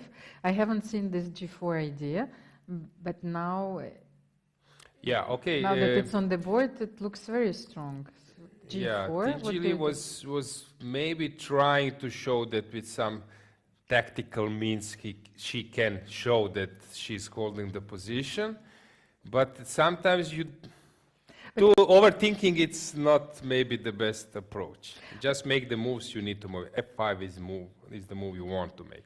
But let's continue a little bit, because it's like g4 is the move. G4 is the move. Now, if she missed this one later, it will be hard. So g4. Yep. I wanted to try rook g1 because as my one of my best friends, Monica Sochko, would say, make a move. Okay. So you have to make a move. We are players. So with g1, you have to defend the pawn. Yes. How do you... I can go for a 2 bishops. Is this has anything changed? If g5, let's say bishop e2. Probably nothing has changed. Okay, so let's say that I push g5. You go bishop e7. Bishop e7. How? Ah, you have this f4, I think, and my rook is hanging. But is this enough?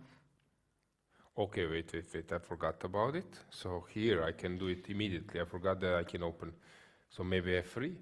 You can protect by playing f3. Okay, but then rook g3, bishop f2. Yes? And no, rook g3, rook d6. Yes, I forgot. But you take on f3. Wait.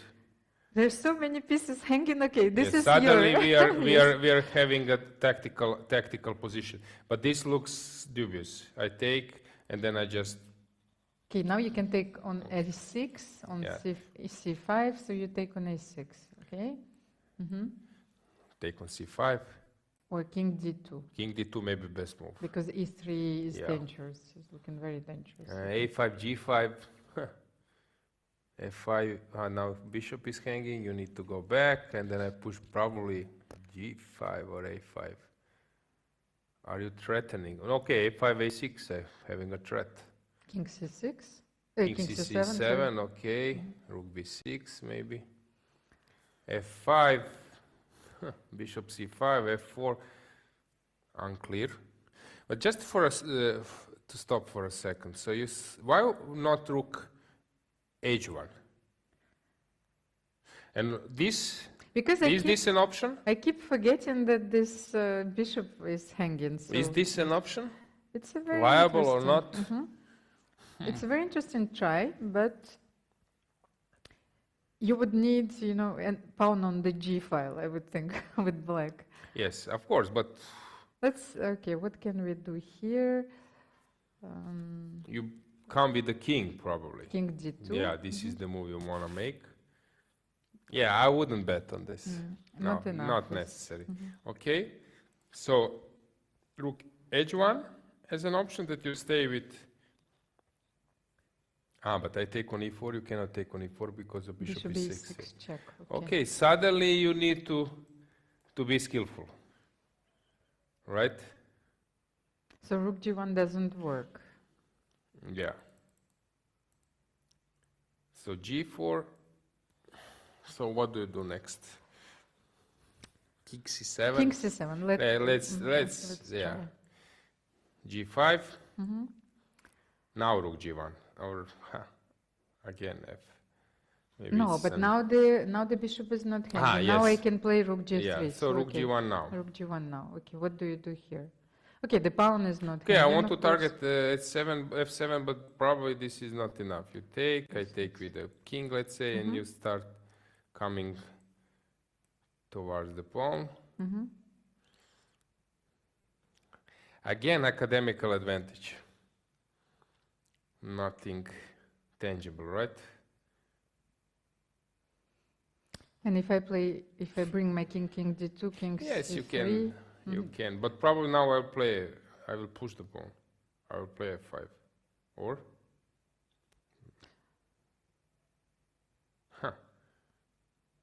maybe not. So king D2. you can play bishop D5 at the moment when you will play king C3. Or let's say like this. Now C4. So let's say Bishop B2 maybe. bishop E2. Yes. So you'll have to play bishop B7 back. Or A5. Okay, this is already quite a concession. Okay, bishop Bishop B7. and can I play king C3 or you have bishop B5, king B3, bishop D5? Okay, there are too many checks. Let's try. King C3, King up. C3. What do you do here? Can you wait? I can. But this is, you know that this is not Tingy style. Here she would do something. But on the other hand, king C3 doesn't threaten anything Yes. because on king D5 you will give king C4, you will give bishop D5 check, and then you will come back. But this is maximum what I can do. She must play G4, so we are here, right? She must play G4. So how was it this way? I don't see any other move. I'm pretty sure that Tingy sees this move, because sometimes you see more unpleasant moves from your opponent than for yourself. In these type of positions where you are close to draw but not yet equalize completely. Yeah. Okay, G4, she has enough time. We are talking about more than half hour. And So it's enough to calmly consider the options. So she will play G4. 20 more moves till the time control. Alojzije, did you know that today was the birthday of Elizaveta Bykova? And I think that we have a very nice graphics prepared by our team. We were already having a lot of interesting information about women's world champions. So she actually won her match twice. Say some of the champions, you know, they're triple champions. I think that Vera Menchik even, I don't know if we should consider the 5-player tournaments as like. I would. Then I would. she holds like 9 world championship titles. So Elizaveta Bykova, so she was the first woman to regain the title of the world champion because she wrote 3 books about Vera Menchik. Actually, this I haven't seen, so we were talking about Vera Menchik and but I think you should, the women's world we should, not every day maybe, but always name the champions, because somehow people got used with the names of Lasker and even Steinitz, who might be like from all times really big past, to mention the names of women champions. This is the way how you are just trying to rebuild the attention. Yeah. Well, when we were kids, we had to learn everything by heart. So of course, Elizaveta Bykova, she beat first Lyudmila Rudenko in her match. It was I have to remember 1953, I think. So then she lost her match to Olga Rubtsova, and you know later then she won she won the title back, and I think she lost. Then to Nona Gaprindashvili, the incredible grandmaster. And famous, yeah. Okay, people know more about because of this case with Netflix, which was not the right how they mention her there, but of course she's a great champion. Yeah. And probably one of the first of the Georgian women's chess school, you know. Then you had Maya Chiburdanidze, you had so many players like Nana Alexandria, Nana Siliani, they were playing so many matches, of course. But okay, this was just a fun trivia to know about. And well, maybe tomorrow we will show all the women's world champions, of course. We should discuss this, just that people remind people how the champions were born, actually. So what's going on here? Still G4 was played. Let's see, do we have a move? What was played? She went for it? She took on D6. This I don't like for white, because now King C7 will follow, and we can call it a day, I think. This was like a draw offer, no? Am I missing something? After King C7, any other move? Bishop F4 is not possible. So King C7, Bishop F4 doesn't work because check, and then I take with dividends on F4. So here you must, no other move. You must take on C5, and we are having a draw offer, right? Yes, because you have to take on F2. Okay, 2 passers. Let's discuss this position. Is there any chance that white creates connected pass pawns? Okay, black will also start pushing his pawns. E3 here I'm threatening, so you probably need to start with okay. But I will play E5 and F5 anyway. Yes, so. This should be a draw, complete draw, but maybe Bishop C6 just to fix you, that you lose some time, but maybe it's not necessary. Okay, let's move. F5, you play, I don't know. Let's you play G3, C4 or G3, you will play anyway, so I play E5. You go with C4, and we are here. No, but then I will play Bishop C6, and B3. I will force you to play B3. And how do you, how will you advance your pawns? Just go behind. This is also sometimes a motive. You just go behind, and then it's much harder to push the pawns. So let's say King C3. No, now it's like Bishop E8 might be useful. King C3. Then I go behind, and I think it's a dead draw. Let's say B4. Yes, Bishop D1. What can you do? B5 maybe, but this is a draw I can take even on A4. This is a dead draw. I take on A4, you take on A6, and then I block you. maybe king c6. So let's say this type of position that you have. Yeah, it's a King dead draw. c6, of course. It's a dead draw, especially the wrong colored bishop. Yes, that's what I wanted to say here. So it's even worse. Yeah, so not easy to find any, because if you play a5, just to show to our viewers, then of course then it's bishop a4 or bishop e2. Everything works. Everything works. Okay, bishop b2, we can try b5, and then a takes b5, a6. Well, I can even push b4 check, Yes. but if I don't know anything, but I take on c4 and then bishop d5 Yes, and but then we can show a variation. Yeah, because A6, I can play this. Bishop c4. And then on A7, a7, my bishop bishop is d5. right on time to control the promotion square, which brings us to this position from the beginning. Let's see anything tangible here. Yeah, I think Anna would regret a bit this g4, because after g4, at least game goes on with slight unpleasant decisions. Because these are the forcing. Here you just calculate. So rook d6. So this is the current position. This is the position. This is the on board. position. King d2 was played. Now it's her turn to play king c7. I don't see anything else except king c7. Okay, of course we can have a drama here as well, that Tinjili somehow miscalculates or gets afraid of those two passers on the queen side, but more likely that this will end up as a draw. Especially this is such a simple move, king c7. You know, the rook is trapped. Yeah, she knows, of course, what's going on. She's now trying to calculate till the end.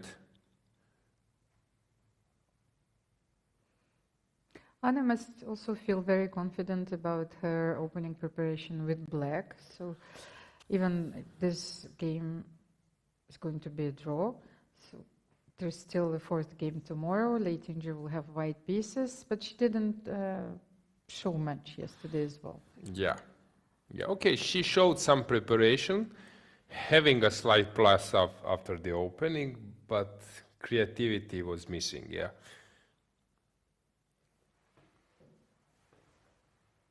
She's calculating, trying to hide the emotions. King c7 is the move we are waiting for. And usually when I told you that you are sort of suffering, so king c7 happened, you are sort of suffering in the position you want to go for a forcing line, because then you are just shutting the game. King c7, bishop will take on c5,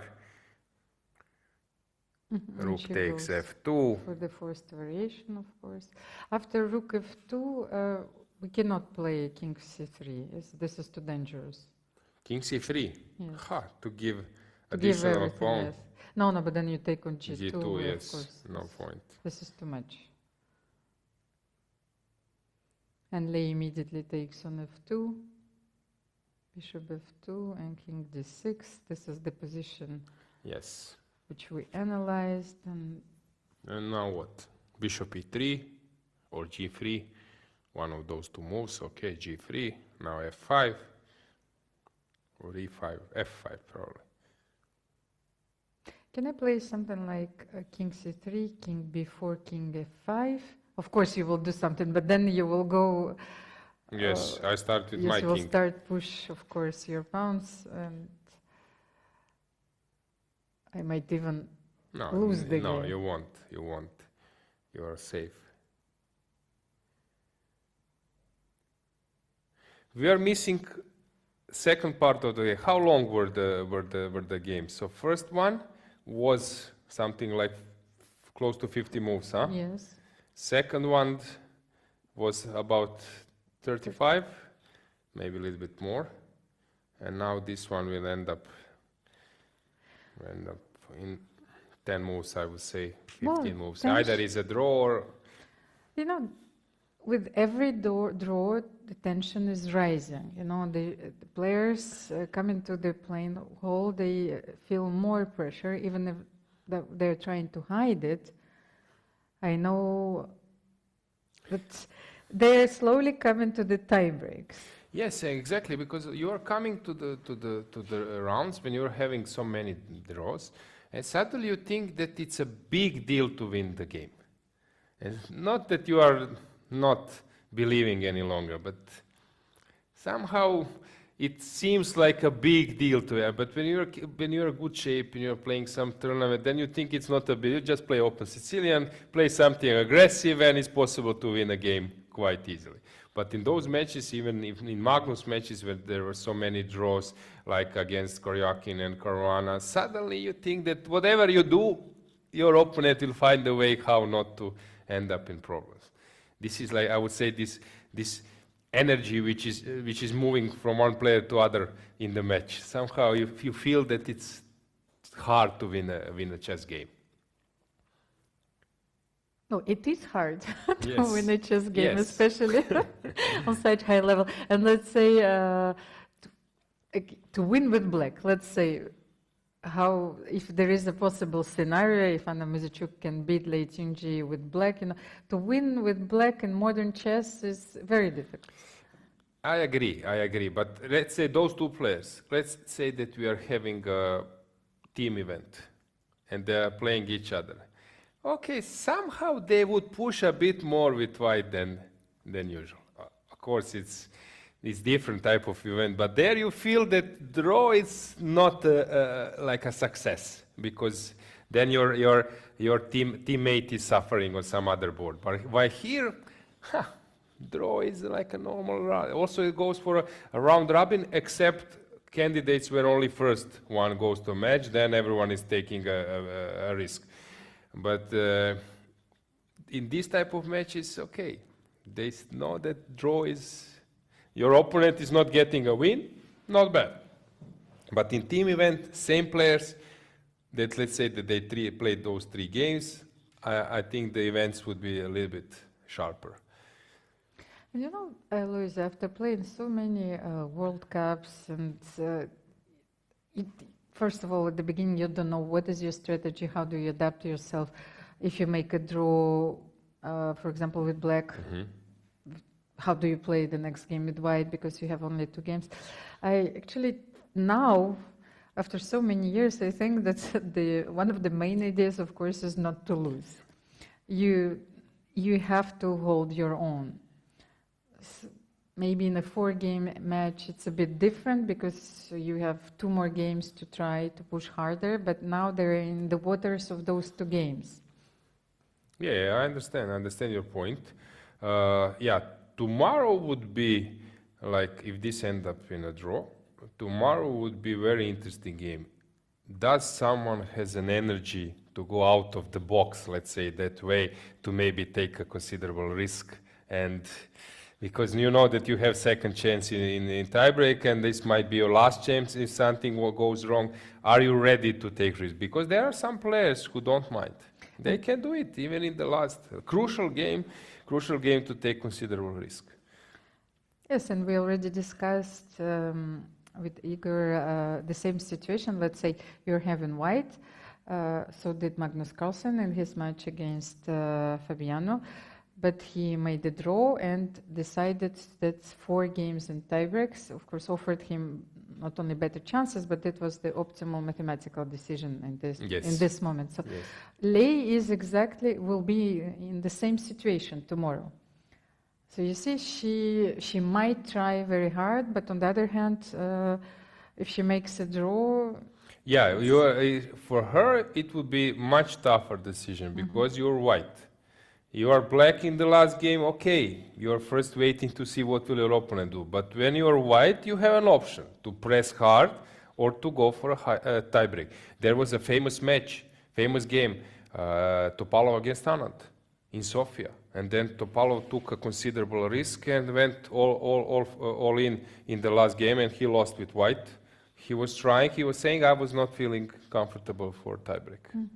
And I wanted to ask our team if we can have this glance at their head-to-head card, because it includes also their rankings in every discipline, so classical chess, rapid chess, and blitz chess. And what was interesting for me to show that actually Lei Tingji is having higher ratings in every discipline. Rapid and blitz. Anna was rapid world champion, rapid blitz world champion. She won so many events, but recently she lost almost 150 points in rapids, even more in blitz. So this is a very unusual trend for her.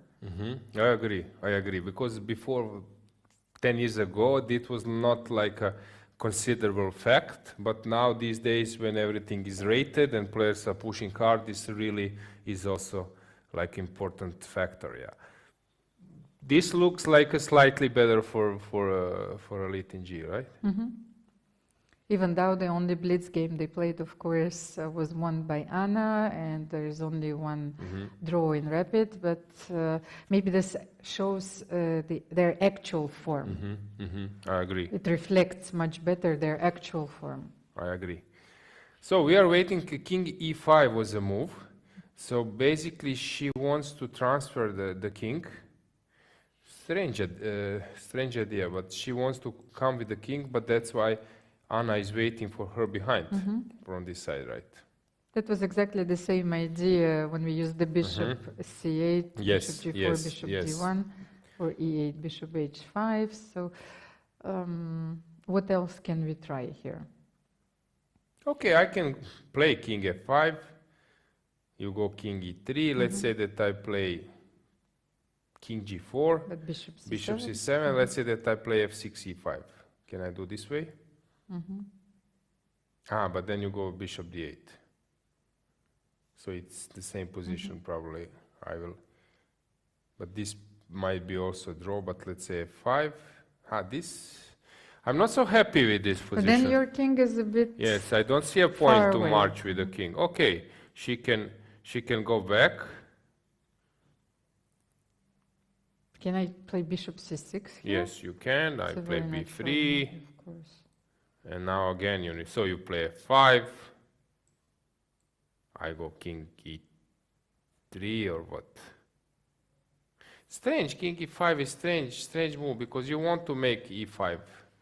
I'm quite surprised that she didn't play those two moves, which are the most logical moves in the position. Yeah, I don't know what she's up to. We will find out soon. They also need to fulfill 30 moves before anyone can offer a draw. So she's heading for king f5. Interesting. Is she regretting this 40 decision? moves, I'm so sure. 30 it's in team competitions, but in this competition, actually, it's 40 moves. It's actually more logical for me that it's 40 moves because you reach time control. A lot of things can happen before you can offer a draw. 30, it's like, feels it's... You are breaking the game, yeah. The harmony and it's like an affair, which stopped. So you have to reach the 40th move. So I think this is one logical. This number is very logical to me. So what can you do here after king f5?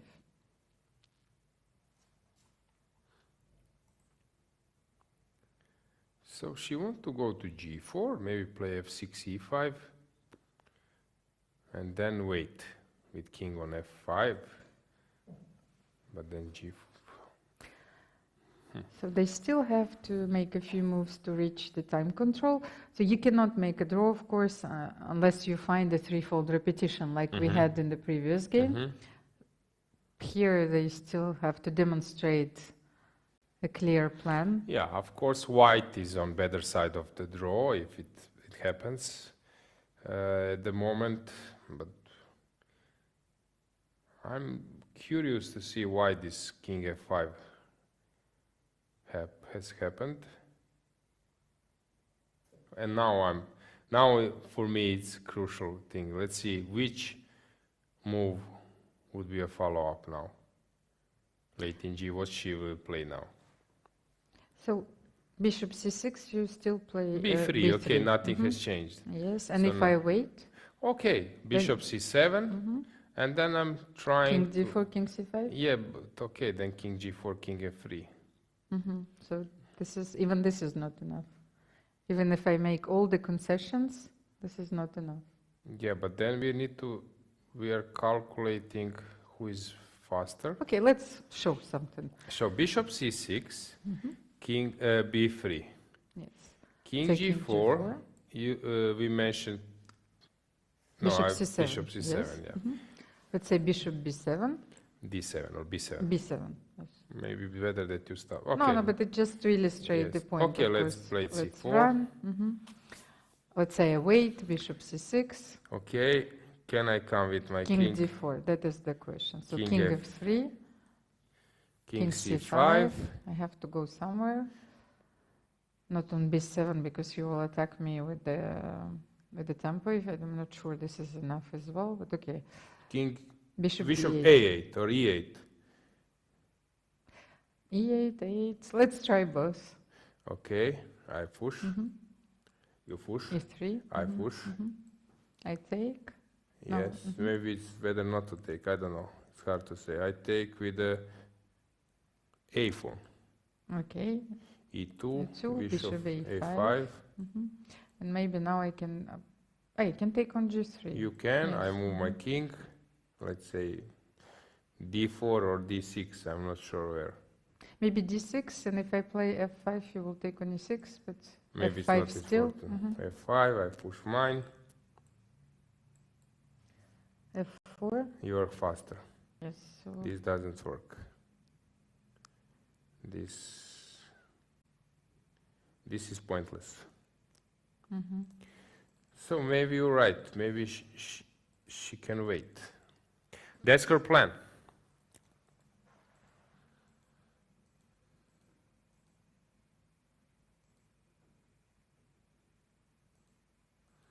Yeah, so we were here, and this has happened. Not yet here. So will she wait with bishop c6 with your? But okay, it's not easy. It's much easy to realize the final conclusion when you're making moves on the board. Of course, when the game is still far away from that final position, then it's not so easy. but she can also go for a different setup. She doesn't need to calculate like such a long concrete variation. Let's say we will go for f6, e5, and your king doesn't have enough squares. Yes, but okay. So you play f6 and Yes. king g4 or what? f6. No, f6. Okay. Yeah, I play bishop d8. e5. Okay, I push.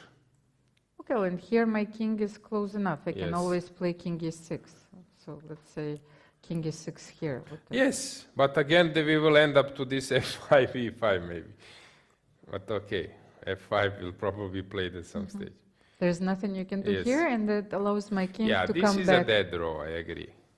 But here everything looks like a dead draw. It's up to her to decide which is the easiest of all those dead draws.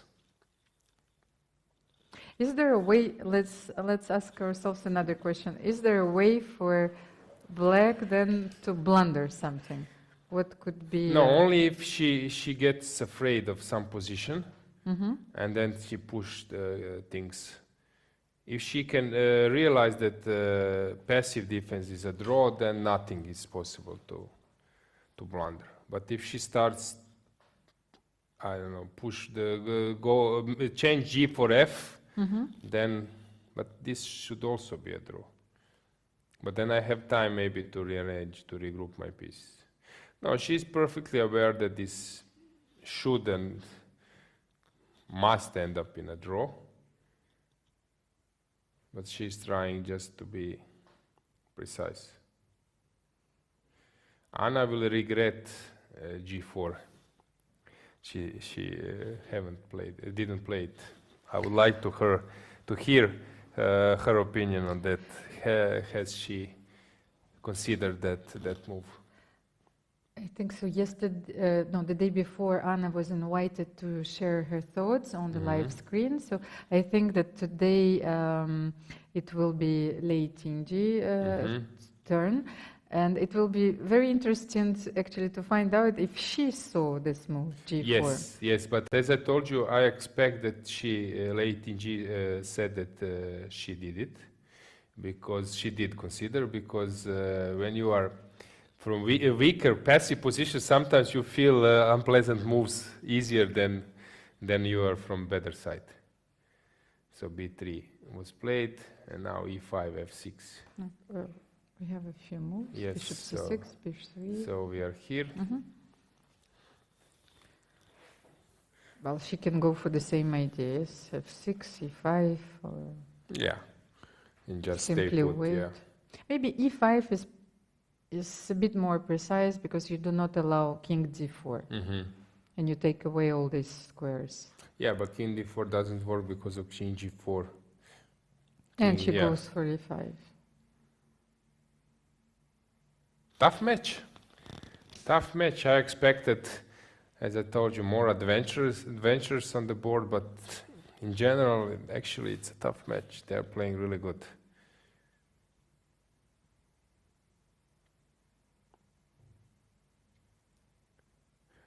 They're still fully concentrated, I cannot see a release, until the score sheet is signed, and even though they know that this position is very equal. Yeah, so because I think Maria and Hampi, they play a little bit different chess, right? A little bit more, I would say, more adventurous, or no?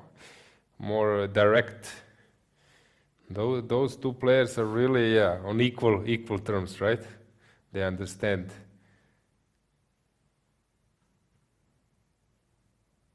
Yeah, I think now she's aware that she's perfectly fine. Body languages.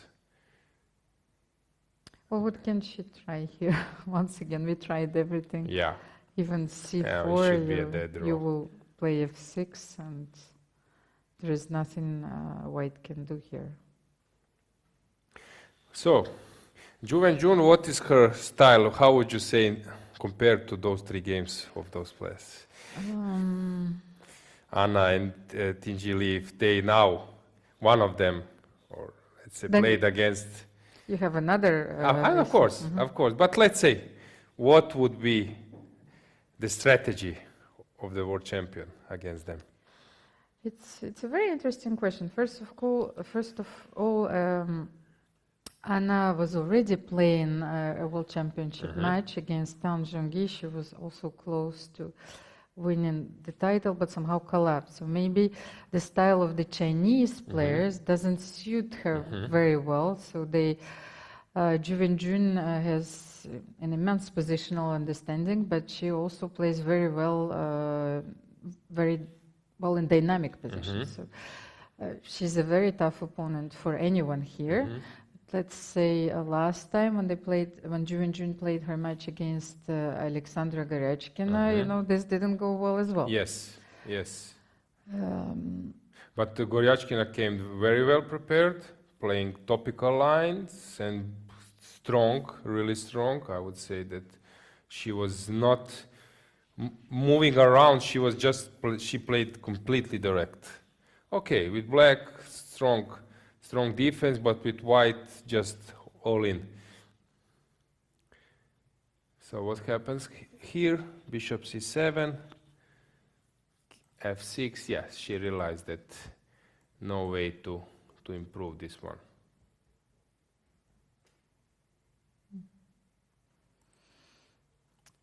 I wanted to see if Jun played a lot recently, and that this was not the case of the Chinese players. Yeah, pity that they didn't participate at the Olympiad, right? Because there are still a lot of travel restrictions which are in place in China, and also there are not like general restrictions. It depends on the region where you live. A player has to ask for a permission to travel first regionally and then nationally. It's not so easy for them to travel. But this is typical, for example, later in chess, when chess history will be analyzed, people actually follows the results. Australian Open won but by Nadal. Only later, after 20, will someone challenge, Janković was not present because that's so. These days, they are clearly suffering because they cannot play the tournaments, but statistics and results are, people will be remembered as they are at the moment, so. So very few games for June, recent games, of course. She played a few tournaments online, and that's it. She defended her title against Alexandra Gorenchkina in 2020. So she has been a world champion for a while. How old was Goryachkina at that moment? I think 20 years old, if I'm Maximum not mistaken. maybe, yes, huh? Yeah. Maximum 20, not more. I can check this. Yes, let's check this fact.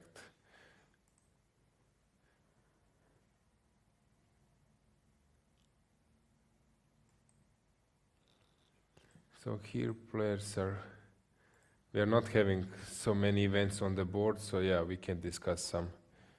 Yeah, she's 24 years or? Now, yes, she's 24 years. So she was in between 20, it depends on her birthday. Yes, so 21. So you were right, I thought that she was 20 maximum, but maybe she was 21 or even, even more.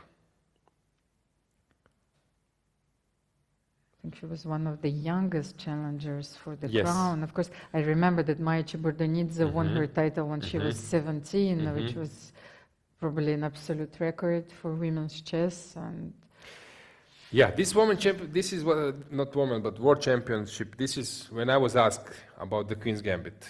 What do you think about the series and so on? And that's is this series showing chess life for real? And then I said, like, okay, there were statements from other players as well, not just the time having some opinions. So, but basically, I said the way how was chess shown is a bohemical style, like historical places. This was correct. Chess literature you study during your travel, you read all the time. This was for sure shown very well. The idea, but the part how easy in theory is to become a world champion. Yeah, we know that it's so hard. It's so hard. I was not even close. You were close, but you know how hard it is to become to go to the top. And somehow she's just moving around and suddenly winning the world championship title. And those ladies are really great athletes, and they're really giving the maximum. Yeah. Of course. Well, all the participants of this tournament and all the professional chess players, they start very young, sometimes 4, 5, and become grandmasters very early. They dedicate their lives to chess, and this might be the only chance they will have. You know, sometimes it's even more difficult probably to win the candidates tournament, to qualify for the match, than to play the match itself. Yes, exactly. So the amount of preparations, of theory they need to memorize these days, it's really huge. It's really huge. There were even rumors that some players are when they are running on running machine, that they are repeating the lines. So when they're or I don't know, driving in a car or something that you are trying to memorize. It's so at some stage it became like so massive in terms of how much theory, because theory develops, especially when engines become, and those computer games become more relevant, and then you need to follow. So this is what people are missing. People think outside that they come to the board and who is better. But there's hours of preparation, doubts, questions, memorization, and so on. It's a huge stress. And of course, we were talking about all the Chinese players that we should mention Hu Yifan, and then probably She is holding the record right now. She became the world champion at the age of 16. Yeah, she's the great player of all times in some part. Yeah, the way how she was improving her career. Yeah, but both before already, Sijun and other. Of course, great. yes. The Chinese chess school has so many world champions right now that I'm not sure if they don't. Well, this is not the record. You know, you had Sijun, Xu Yuhua, Zhu Chen, Hu Yifan, Tan Zhongyi, Zhu Winjun. I remember playing a lot of tournaments in China back to the days where I was almost a pioneer. I played the first Chinese leagues, and I met all the Chinese players, and the way I saw how they train and they prepare, and it was obvious to me that in a few years it will simply explode. Yeah, and they broke this Georgian domination, right? Like it was before. Yeah, but when I remember, let's say 20 years ago, there was players like Bu, young players who were just coming to world top. They were playing different lines, and sometimes, like a joke, they have a stomach to play some lines for some players wouldn't do passive, or taking some pawns, which was at that time like Nihua was playing some French defense, which was passive, but then refreshing with ideas. At some stage, when they start to enter like a top elite, let's say top 50, they were playing their own openings. But now these days they just play like a, let's say, European or US traditional chess. So there is no difference in terms of opening the style. I think the style now, they have like a regular style. There is nothing different compared to other chess schools, I would say. But just they are doing some things better, right? And now we will have Ding Liren playing Yes. for the title against Yan Nepomniachtchi. First time, I think, in Chinese history that the Chinese player will have a shot at the title, and it will be followed. I'm not sure that the servers will hold, you know. And for me, it was funny. For example, we are now in Monte Carlo. There are some. We are around France. There were some open tournaments, and they were at some stage played. They would play Wang Yue and so on. They would play in France, and for example, they play open tournament. They are rated 2700 at that time, Ding Liren and Wang Yue. And the next seed is rated 2520. And they play that type of tournament, score 8 out of 9, gain some elo, which no one was doing at that time. Everyone was, afraid of playing some open tournaments where they need to score heavily to defend the ratings. But for them, that was not a problem. You see some player, I was surprised how many open tournaments they did play with the 27th rating, even Ding Liren, as I mentioned, yeah. They just love to play. Yes, they don't mind. They are not afraid of rating. They just come, play, and Street fighters. Yes, score heavily. So this is a perfect setup, as we discussed before, f65. But now, okay, of course, we're just trying a few moves for fun. If bishop b6, you can simply repeat. Yeah. You can play bishop c6. Now white need to show something, not like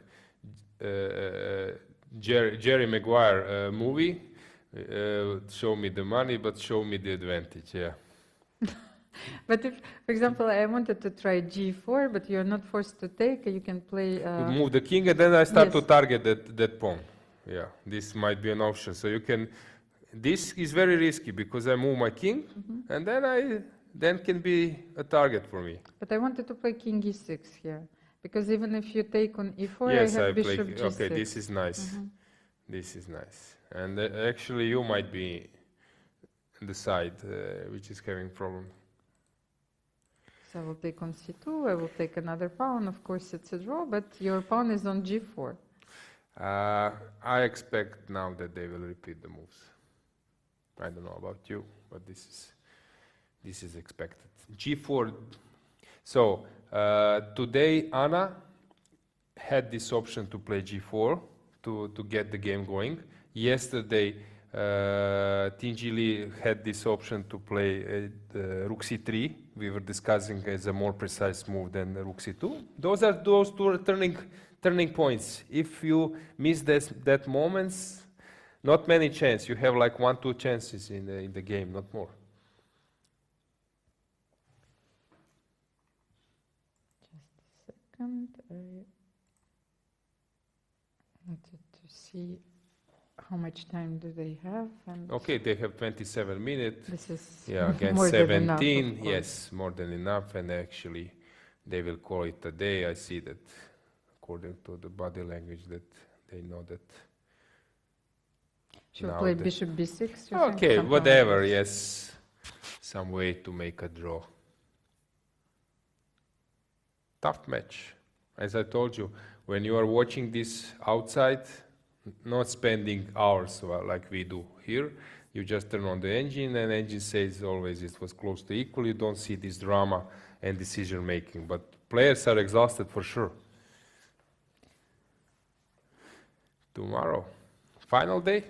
Yes, and we don't see all these lines that they've prepared, Yes. which remains. Listen, sometimes, as I told you, I saw Krivoruchko, very strong player. He's here. He's helping. Litinji, she has a coaches. She has as a coach and coaches from China online probably. Only thing is, what if internet broke down? So basically, sometimes you're getting advices. In this position, you can choose two options. One option is to go all in. Second, you're slightly better. You decide. So still, they are giving them sometimes an option to decide by the time consumed by your opponent, by the feeling. Is it a time to risk or to go for a slow advantage? So I think they are giving them also an option, like a seconds. They are giving them an options. And since we're getting closer and closer to the tie breaks, let's remind our audience, about the format. Anna Muzeychuk already played the tiebreak against Hampi Konero. So she played 8 games in her previous match. And yes, let's get back. This is the format of the tournament. Yes. And I wanted to see if it is possible the format of the tiebreak, how many games they're going to play, and what is the time control. Before just I comment this, what do you think? How deep other participants for Pool B are following this match? Well, or they are focused on their own performance, which will follow? Well, I know from very close sources, I know the players very well, so that they're having training sessions right now.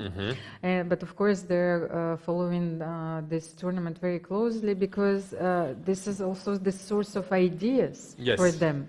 And it's very important, of course, to know if something new was played, especially if it's your in repertoire. So that was the tiebreak format, of course, and in front of you.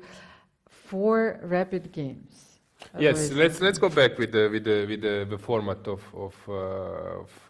tiebreak just to comment. So we have 4 rapid games, 15 plus 10. Okay, this format, this time control is enough to create a good game, because with 50 minutes, at some point you can think for 5 minutes deciding about some possible options. So it's quite a decent format for 4 games. You can show, but the thing is, people expect 4 games, rapid. Things will be decided here quickly, but then we see that one game is lost, and still the match is even. So players are so close. Even in 4 games rapid, sometimes they made equal result. And then 2 games, 5 minutes plus 3. Okay, you are getting then to this speed mode, and then 1 game 3 plus 2 is sort of Armageddon. Each game can become an Armageddon game. And even Ljubicic mentioned that was one of his favorite time controls. Like yes. He likes to play blitz, so 5 minutes with increment, of course, so you have time to finish the game. But here, especially as the player, you know, whenever I play a game of chess, I already feel like this. So very often we use this image from the movie The Seventh Seal, you know, when the main hero of the movie, he faces death, you know, in a game of chess. This is basically the way I feel. Right? Yes, it was a movie by Bergman, but this is basically the way I feel playing every game.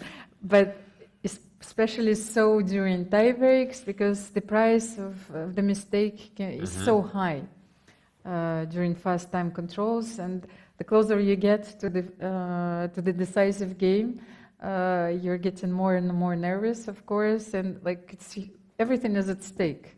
Yeah, but this is what Ivan has mentioned before this ceremonial first move. Okay, this is interesting decision. She took on f5, so she thinks even this one is a draw.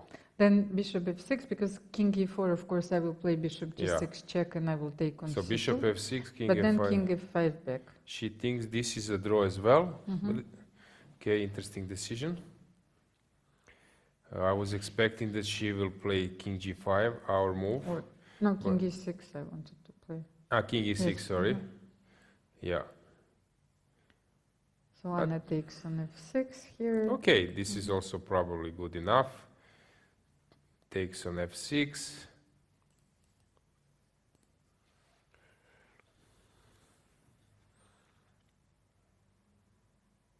But you see, she can always protect the pawn on e4 by this tactical idea. Yes. She doesn't need to keep her king on f5.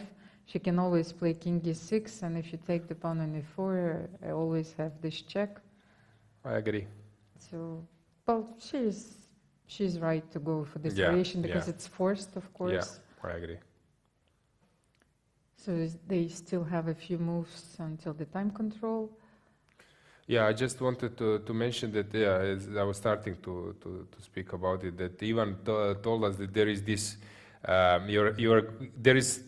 you're going to the match, you feel this, like you're a little bit nervous, but when the game starts, you start shooting the ball, you are already in different mindset. Same goes for the tiebreak rapid. When the game starts, somehow you are focused to moves, to performance.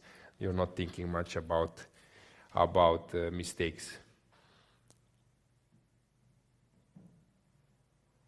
You and I, we had different childhood, I think. Also,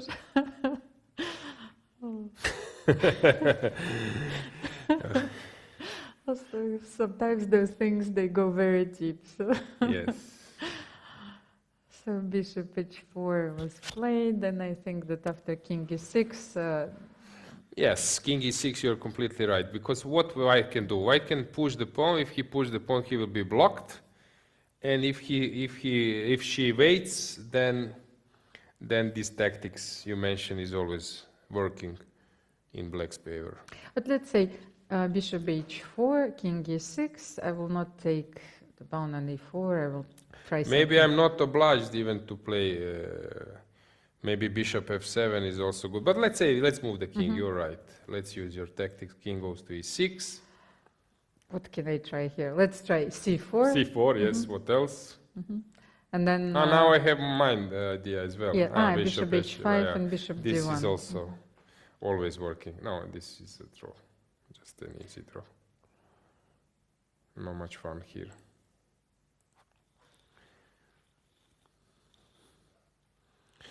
Chess is sometimes a drawish game.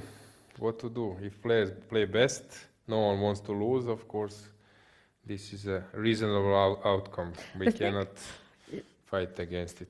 It's very strange that you had this thought, because at the same very moment I had a completely different thought, because normally, well, according to the laws, of the universe, the entropy, the chaos should increase. And somehow in chess we always have these situations where there are massive exchanges and there is not sufficient material, or there are not sufficient ideas to continue the battle, And I was thinking, okay, what can we do about it? But as I said, she missed one moment to move on with the game, this g4. not many chances. You have 1 or 2 chances to create problems for your opponent. These days, especially in an endgame. These days, if you miss the chance, the result is draw. I know that Magnus would play g4. He would find that move. She can do it as well, Anna. It's not that she cannot do it, but sometimes if you are not in the right shape, not right shape, but sometimes you miss it. It's normal, but then you can regret it after. You're holding yourself, Yeah, yes? So yeah. you shouldn't hold yourself back. So, I think either she didn't consider at all, or maybe somehow she thought that this might be like a possibility to move on in this way as well. oh, but there was this line, rook g1, then you had to cf3, then rook g3, you know. But this is her style. She's pretty good in that. So bishop c6. Why they're taking so much time, Alojzije, here? I don't know. So you can simply repeat the moves and as I told call you, it a day, sometimes of I was course. joking that during the game, no mobile phone, that you can contemplate about. You have enough time to think about different stuff. I don't say that this is the case now, but you're just thinking what you could do before and so on. Yeah, actually, this is the moment where she can think, okay, where the game could be different. I let it slip somewhere. Where was it? No, but this is also a strange decision that Litinji didn't go from the other side to h5, but probably she thinks this one is fine as well. Bishop e8. And if king e6 King here? g4. No. King? E6. Yes, it's possible, but I would rather keep the king here to be able to run to g4, f3. So more active defense.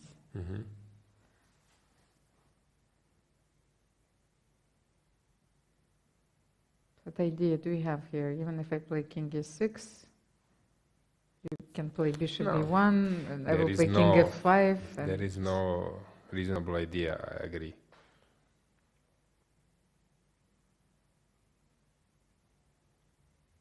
So what do you think about tomorrow's game?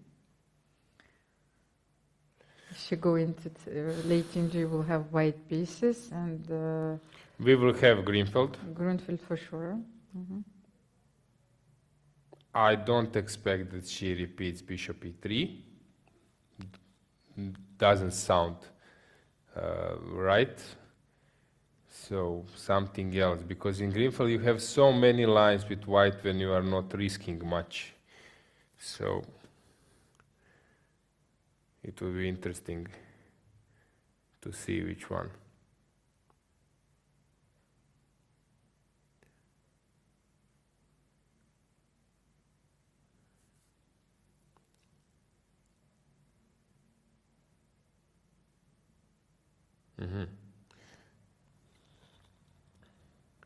She is preparing King March.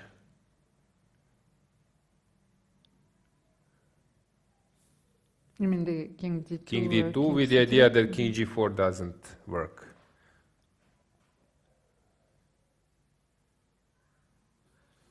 Okay, now that she played c4, she can actually take on e4 if I play king e6, but then I have bishop c2, no?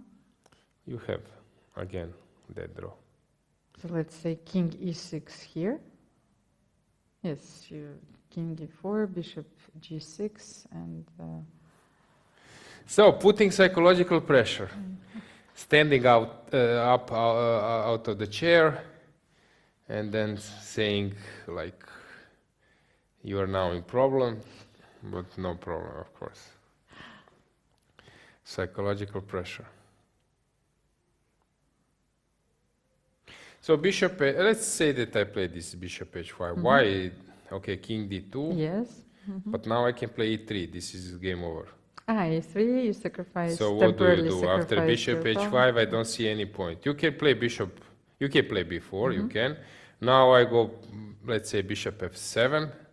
This is the draw, and then go bishop e8.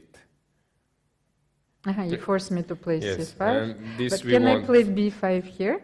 Just a second. I don't want. No. Here. No. Bishop c5. Take. You still have bishop c6, of course. Yes. So a5. No, this. And And now I bishop go c6. back with the king, if everything is covered. This is the most easiest way, from my point of view, to force bishop d1. So bishop h5 is the move. She could have played it 2 moves before, but I don't see a point why she is avoiding this one. Yeah. I was actually thinking about hiding, somewhere in the playing hall, and then, it was my dream to make a flash mob once. Maybe I will be able to do it. You never know. Anna looks confident, but inside she knows that nothing is there. Maybe they just like, to be there, Yes. to play against each other. Yes.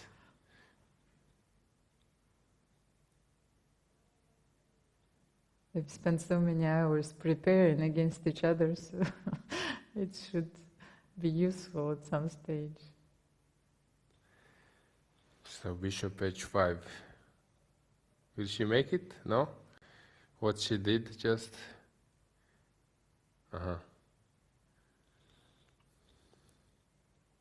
Yeah. So while we are waiting, we can discuss... Can we discuss the flags? Fun with flags? So can you name the flags? From right, Yes. it should be Monaco flag, no? Yes, exactly. That's Yes, what Monaco, I wanted to. Chinese flag, FIDE flag, Ukrainian flag, And Indian, yes. Indian, yes. No, but it was mostly, of course, for the flag on the right, because it doesn't represent the participants, of course, because you had 2 participants from the Ukraine, so it was sort of a trick, I wanted to know. Actually, one country, I knew this, but I needed to check it. I was mentioning it today during breakfast. There, one country had only one color, without any coat of arm or something, only green, till 2000. And then I checked it; it was 2011. I knew it was African country. It was Libya. They had only one color, green. And then someone was joking. Okay, when we were kids, we would need to draw some flag, and then best would be to say, I will draw Libya, only green. No, but but then they added, I think, some signs. So bishop h5, this is just killing the game. No, it was actually like a small tribute to one of my favorite TV series, The Big Bang Theory. And so, of course, one of the main characters, he reminds me of chess players. Of course, all of them remind me of chess players. But he's having a show which is called Fan with Flags. So I said that this was our moment of glory. We should do our Fan with because Flags. Come on, we are a really big association. We are not the biggest one, because I think I'm not sure how big is FIDE in terms of other sports. Now we are 200.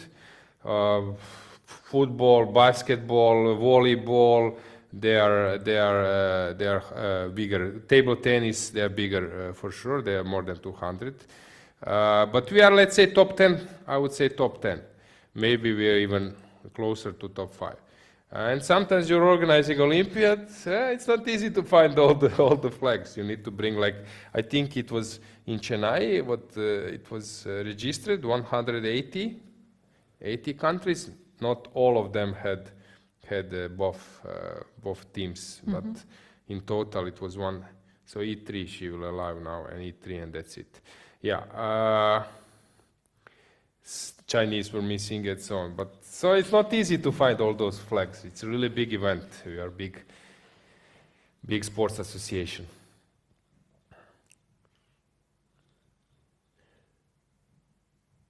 Yeah, chess is well developed. This is for sure the case. So many countries. So it's time to say it's a draw. Can she play Final. king c3 here, or doesn't change anything? No, You will play bishop d1 d1 anyway. and to allow And then king e4. e4 to allow maybe e4, king g4 to gamble. Why? But then I will play c5, c6 very quickly. So you king have to be c3, I play e4 immediately. Immediate. To allow this, okay, maybe I don't need to, maybe you're right, maybe it's better to go for bishop d1 first. Yeah, dead draw, anyway. Okay, I will try c5, and then you have to bring your king, of course. But this also king immediately e6. draws. But if I will take e2 and e2, draw. king d2, of course, I and take, bishop b3. Yeah, draw.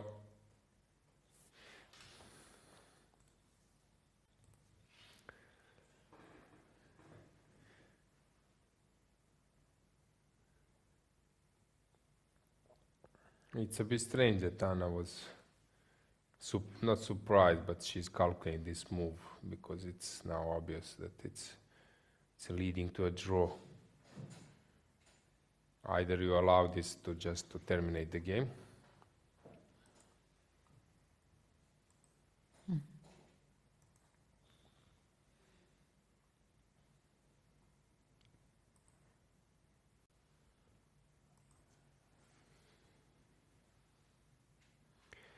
Yeah, we are heading for a last game, right? Tomorrow will be crucial, and then maybe it's important that we announce when if it happens when tiebreak it's starting, at which part of the day. I don't have this information, but I think they're starting like a regular. Yes, normally the tie breaks start at the same time as the 3 p.m. classical games, Yes, 3 p.m. Central European time, yeah. It's very important for the players to keep their daily routine, you know, and their preparation the same, so it will not affect them in any way. Of course, will not affect their sleep. Yeah, because I know during some World Cups. That time there was a rule that they play immediately after the second game, which was a really from one mode you still are not in the mood to change for a different format, and suddenly you're playing the game. So it's better, of course, that you're having a different day for that. Okay, but I think that we will have this information prepared tomorrow. We still have one game where Lei Tingji yes, of course, is playing with white pieces. Yes, and yes. Tomorrow we will announce if that happens, when you can expect a tie break.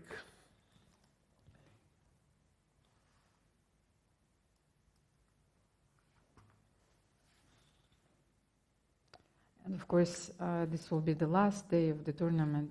This also there will be a closing ceremony. So a lot of things to prepare. Yeah, exactly.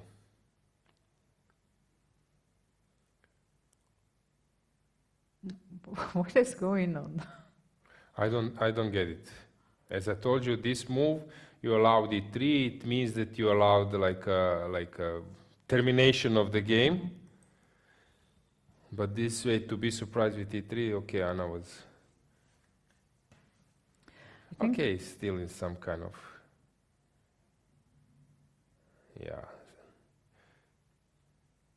contemplation mode, but Tingji Li, of course, knows that this is game over, it's a draw.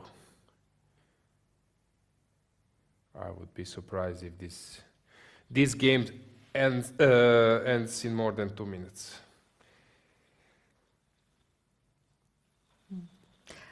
Okay, another question doesn't have anything to do with this tournament, but of course I wanted to ask you, how well do you do against women players? Or did you do I it? was actually not doing so well. I was a grandmaster. I lost against Tanja Sajdev and Reykjavik Open, 2009. I was a year, exactly a year after Bobby Fischer died. So I was at his grave and so on. So for that time, that was really important, and because I'm his huge fan, it was important, emotional. So I lost against her. She was very nervous at that time. I don't know if she was still, and somehow that she transferred this to me, and I think I was better, maybe even winning, but then I cannot recall. Then I lost, so this was like a painful defeat. But I think, okay, with Maria I drew. With Maria Mizicuk? Yes. Whom else I do? So I was not actually performing so well.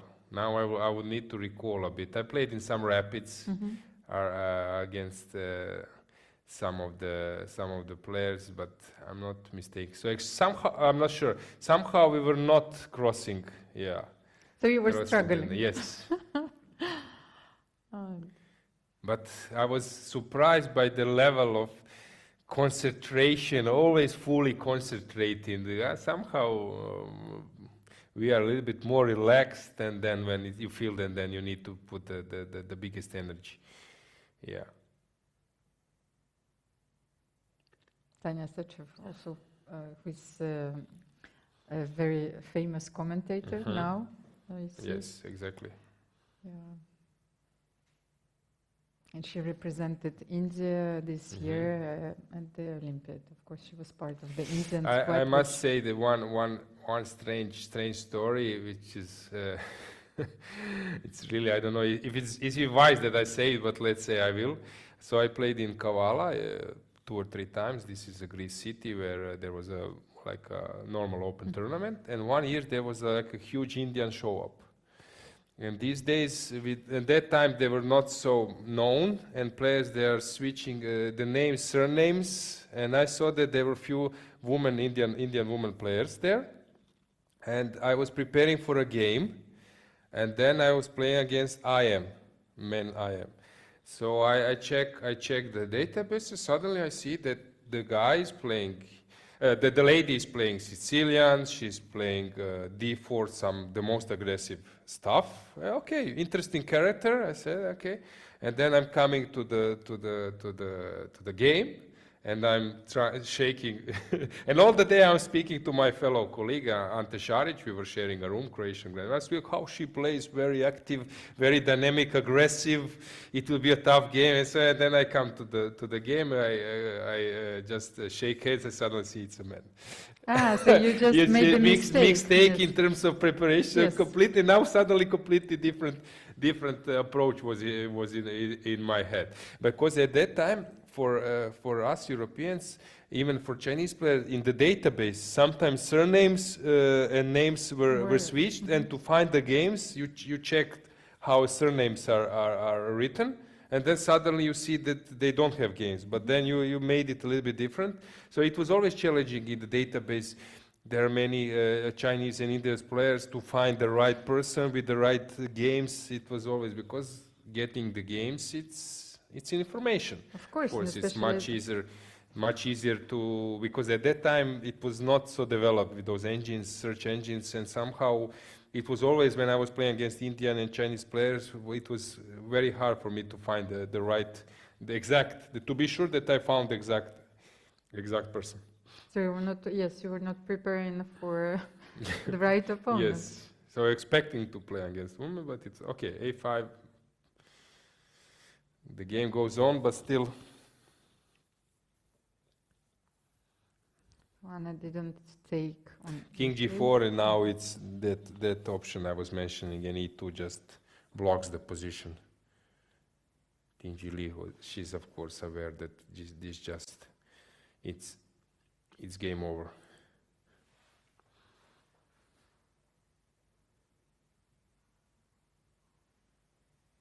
Yes, king g4, we analyzed it. Yes, king g4, this is just if you take heading. on e5, e2. Yes, I play e2, you must go here, I take, and what to play next. So Anna, you see by her face and body language that she just waits liquidation, and after king g4, it will, okay, they will play probably to show till the end, but it will be a draw.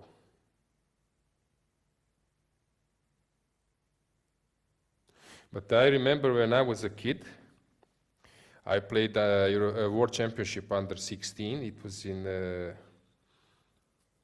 Oropesa de la Mar, I think, in Spain, and they made like it was a normal championship, and there was a free day. And during free day, this is close to Valencia. During a free day, we went. There was some kind of excursion, but also chess tournament, and they made a rapid blitz chess tournament, 5 minutes or something. And then I played against Victoria Chmilite, and I was so surprised how fast was. She was speeding the moves. She was faster than me, much faster. She was so fast, skillful. Okay, this is a draw, yeah. At that time, and I think she beat me, or maybe it was draw, but I had so many problems in the position. Victoria Chmilite, who is one of the strongest women's players in the world, currently speaker of the parliament, yes, right? In Lithuania. So the game is over, as we expected before. It will be interesting to hear what was Anna missing about this g4 move. I don't know who will be invited for the commentary, right? Yes, please stay with us, because it's already becoming a tradition. One of the players is going to be invited to the touch screens. They're setting it up right now. So here is the score of this match, 3 draws so far. In terms of percentage, how would you say, what is the situation now? 55 or more? Now we'll have to calculate. No, the match has to end. You mean for let's say situation at the moment, these white pieces, how much this worth? It must be 55-45.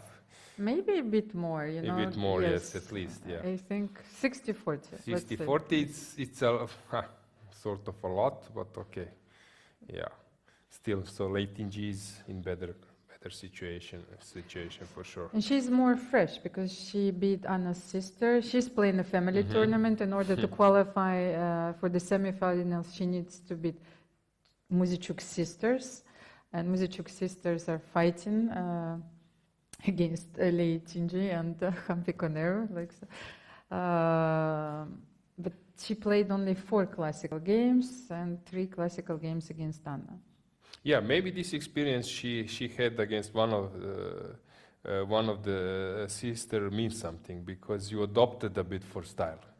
At least you're playing against Ukrainian players, similar rating, sister Muzicuk. You see this name on the score sheet, so suddenly you are in that mood already. But as you mentioned already before, they have different different yes, styles. I agree. So it's not the same. I agree. Then Maria will launch an attack, Yes. and you will not know what happened to you. You already made it. So I agree.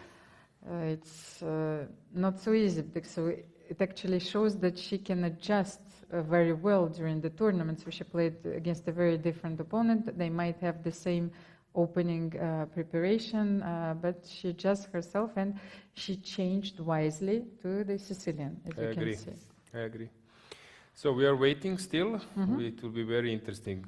Before, sometimes those after the game analysis are a little bit, players are still confused about the evaluation, but here I don't think there will be any big questions about the position and the way how the game took place. Yeah. Okay. So tomorrow, of course, before we go. Anna is here. I would like to hear about this G4 move. Maybe she will mention by herself. Of course, and we will see you tomorrow, of course, at 3 p.m. for the decisive game of this classical match. Exactly. Hi Anna. So your today's game was an open Sicilian. I wanted to ask you about this about this move a4.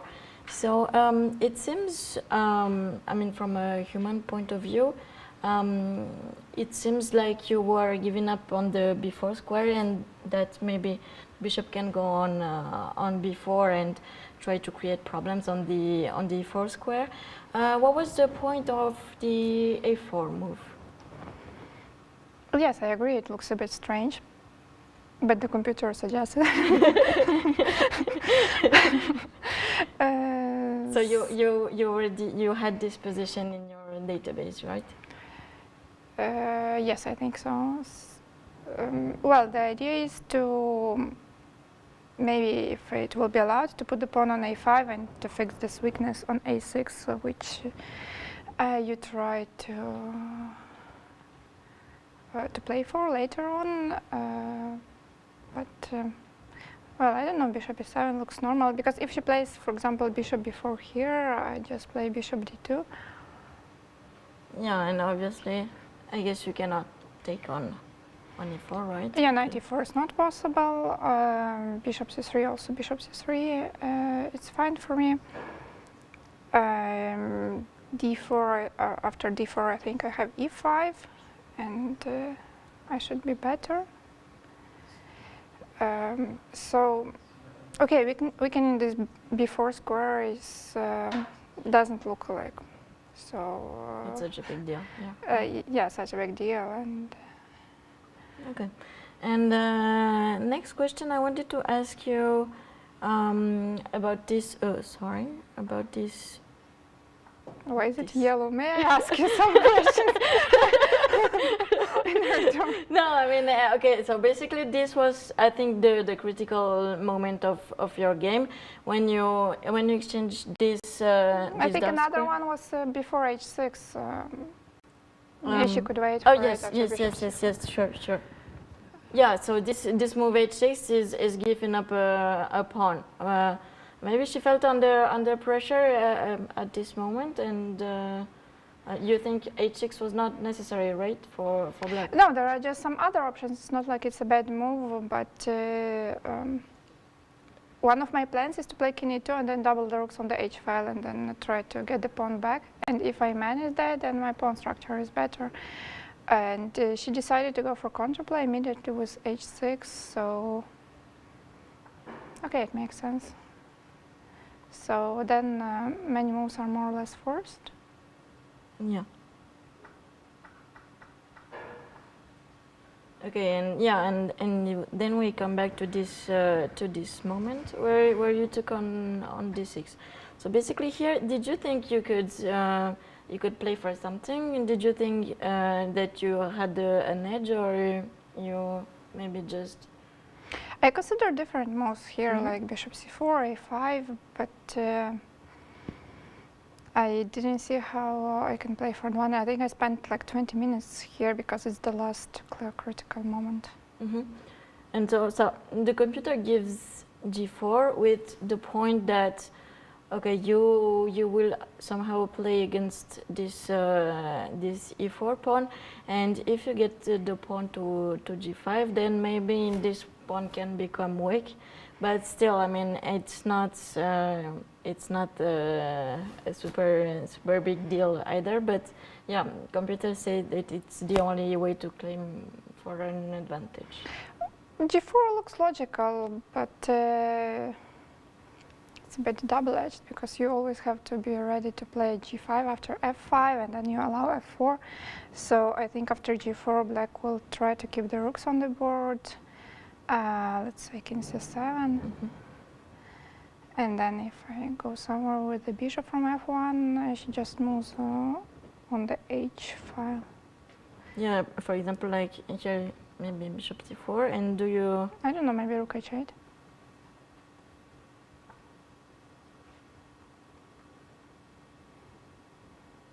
Yeah, and I guess, I mean, this position can continue for. Yeah, then some bishop c6, even after a5 you can play bishop c6, because I can't take really. I thought even some b4 ideas, but okay, it's like almost the perfect moment to get it, and still It's a big question how much I'm threatening to get in this pawn. I mean, okay, I'll get this pawn on c5, and maybe black doesn't need to allow that. But still, it's quite unclear. Yeah, I mean, it was like the only way, basically, you could have some pressure on. Yeah, maybe.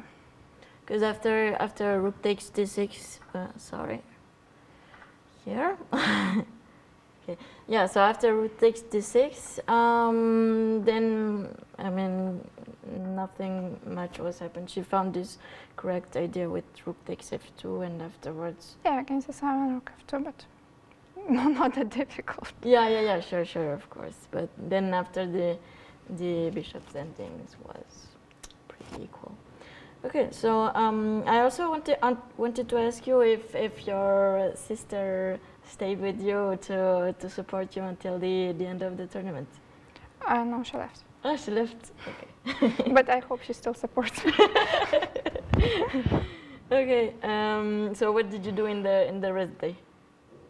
Yesterday. Relax a little bit and prepared for today's game. So just. So tomorrow is the last classical game, right? Yes. So, are you expecting to get to another tiebreak again, or? I don't know. Yeah. We will see, right? Okay. Thanks a lot, Anna, for your explanations, and see you tomorrow. Thanks. See you.